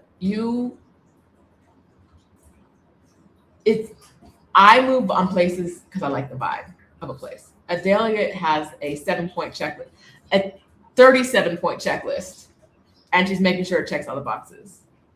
Minimum number of metro lines. I'm like, girl, we got a metro. Let's go. Let me hop on and see what happens. Now, see, I did that, but I also have never visited any place I ever lived. I just show up and we see if it's going to work. I have to visit and be like, I like the way this feels. Does it make sense? Sure, let's go. Like I said, checking everything off your box is not always going to put you in a place where you actually want to live. Yeah. And some of the places where you want to live are going to check off like 2 things and that's it. And so it's hard to answer this question. Very true. I wanted to live in a place where women's rights were respected. That's not here. I mean, it's not. And that, let me go through these comments. I think we're going to get out of here soon. Yeah, you should visit Durban. I love it. Not Amsterdam proper. I think A little on the fringes would be better. The way Amsterdam be cold to your like in your bones cold, I don't even want to see it on layover. Mm-mm. Okay. We've talked about a lot of the cities. A lot of you are coming in late and asking about cities we already talked about. So get back to the front, watch it to the beginning, watch it from the beginning, and you'll see us talk about the cities. I do want to talk about, I shared on my stories a police station. We now have police stations in Mexico City that are served only by women police officers and are to serve women who are having women issues. And they're like Estación de Género, station of gender. Yeah, gender stations. I saw the one I saw the other day was the first one I've ever seen. So they're not, because they're in the city, but they're not. I think when people make videos online and they talk about the fact that like the metro has women only cars, blah, blah, blah, they don't talk about why those things exist. There's a whole campaign going on in the city about like, call this number. This light's terrible. It's too much light everywhere. Look at the reflection of my garden back there. Anyway, Policía Especializada de Género, specializing in gender. Go ahead. But yeah, this is a place that has a femicide problem. This is a place where discrimination against women technically is legal, but there's a like assault of a variety of types is an issue. So like I said, like she was saying, you know, like one of the things on my list literally was about women, and Mexico City would have never made the cut for that. So the fact that they are staffing these kinds of facilities, again, it speaks to an issue that exists here. So instead of properly training their police force, their full police force, to deal with issues that women might have, they've created a number. I don't know the number. I would say like a 10. It's like a 3-digit. Oh, you're talking about how many of those there are? I thought you meant the number to call when you are having a problem. A lady issue. I would guess less than 10, but I'm not sure. In a city of 23 million people. Even if you're just talking about the city proper, there's still like 9 million. Yeah. And those police officers are trained in lady problems, lady troubles. And the rest of the police force, I guess, is off the hook. I'm not sure how this is supposed to work. Instead of integrating the female, now there are female officers in every police station. Yes. Are they in leadership? Are they paid equally? Are they having their own lady troubles? Yeah. So so there's a police station. They have cars. There were like 5 different. Our mayor loves the color purple and flowers. She loves the color purple and flowers. So they paint the color purple and flowers and everything. So the police station has white with purple trim and flowers, and the cars have purple trim and flowers, and the train is going to have purple trim and flowers before we know it. She's a menace. I said this the other day. She thinks she's Zoran Mamdani, and really, she's Eric Adams. Listen, when you said really, I was like, that's Eric Adams. That's really who she is. But she's smoking hookah in the club. She thinks she's Mamdani. So purple painted things, vibes. It's so many vibes, just vibes. So a lot of the things that we're seeing in the city are solutions. They are solutions. Yes. But they are not solutions They're not good solutions. And they're not solutions to the problems people want solutions for. She's not solving the problems people are asking No.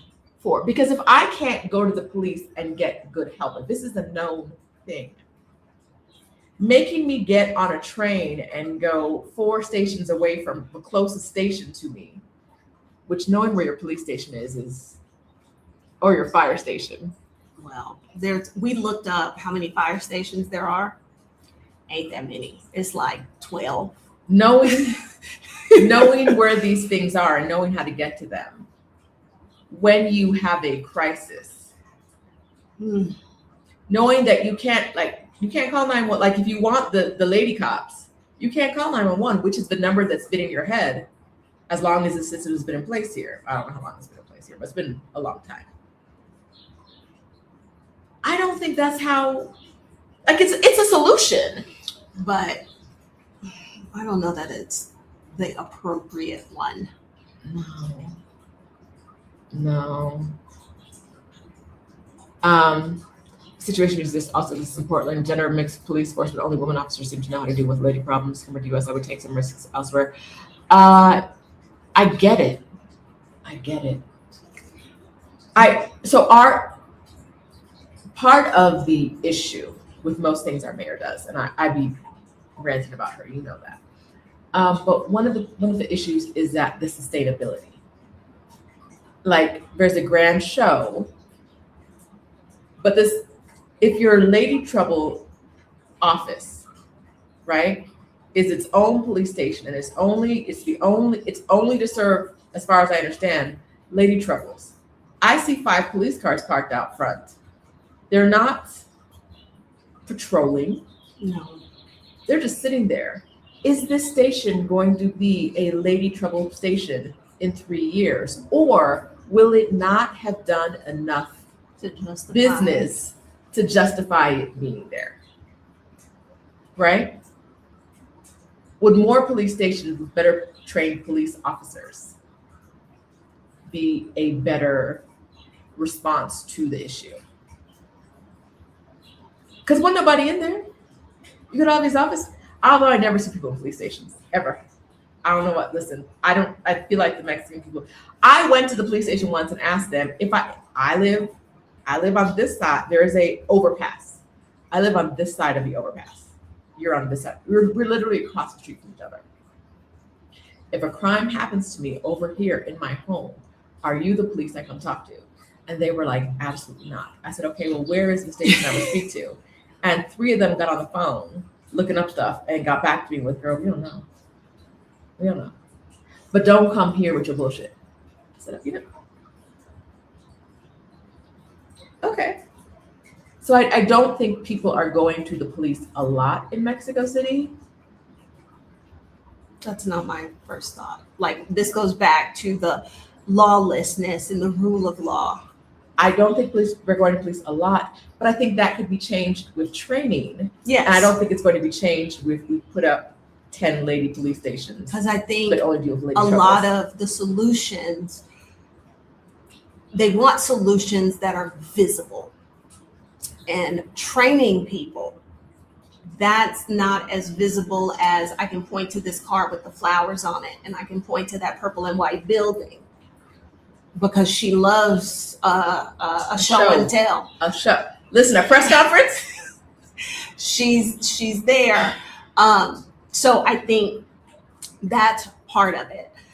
Because when I imagine that when they're spitballing ideas, they're green lighting the ones that give a visual. Yes. Jalen says, however, is women being protected going to the stations, leaving domestically violent situations is dangerous to me, so I don't want to be situations. It feels harder to cover up. Girl, I don't know.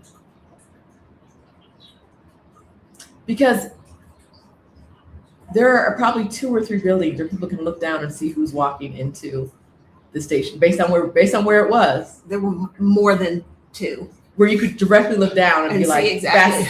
that's Susie walking into the police station right now.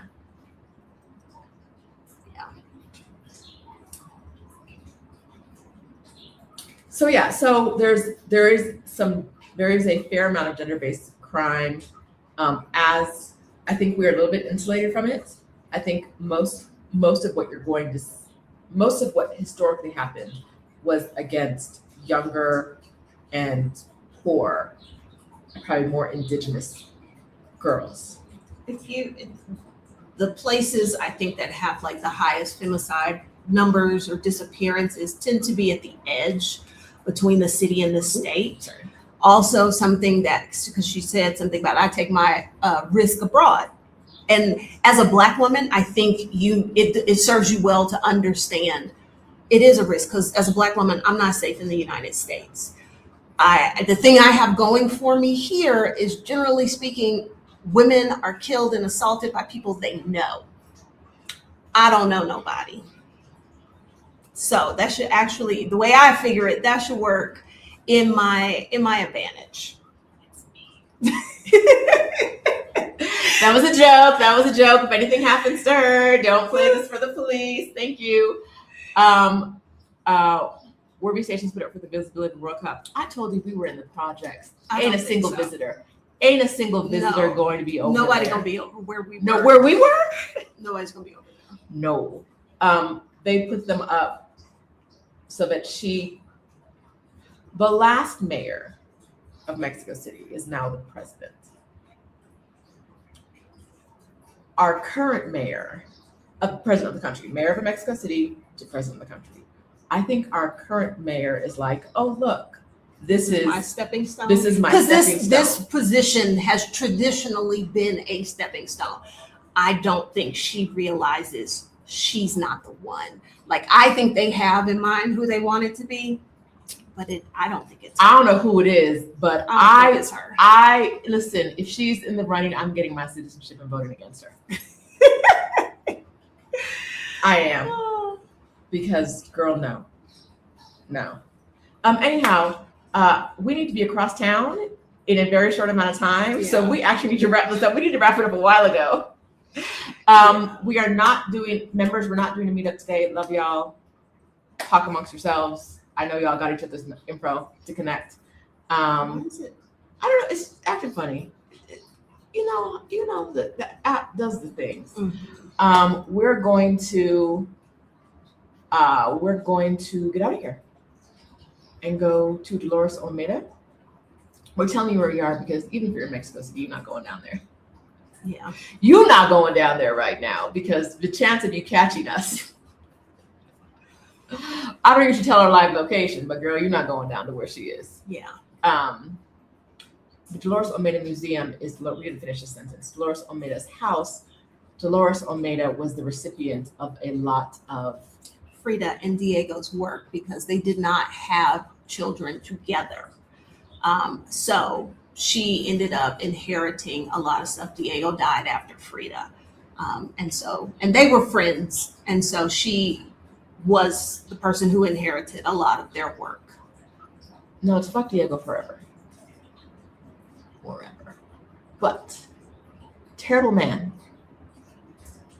I don't think he's the greatest artist. I think he is a good muralist. Yes. That's where he did his thing. He had the murals. Murals, the perspective, the political perspective he came from as a muralist. The murals, good. And he purchased, he collected good art. I want to see the art of other people that he is collecting. And then Frida's work I'd like to see as well. All right. But Diego's regular work you see in places. Actually, some of it is pretty, not great. Tap me out. All right, y'all. We're out of here. Bye, y'all. Bye.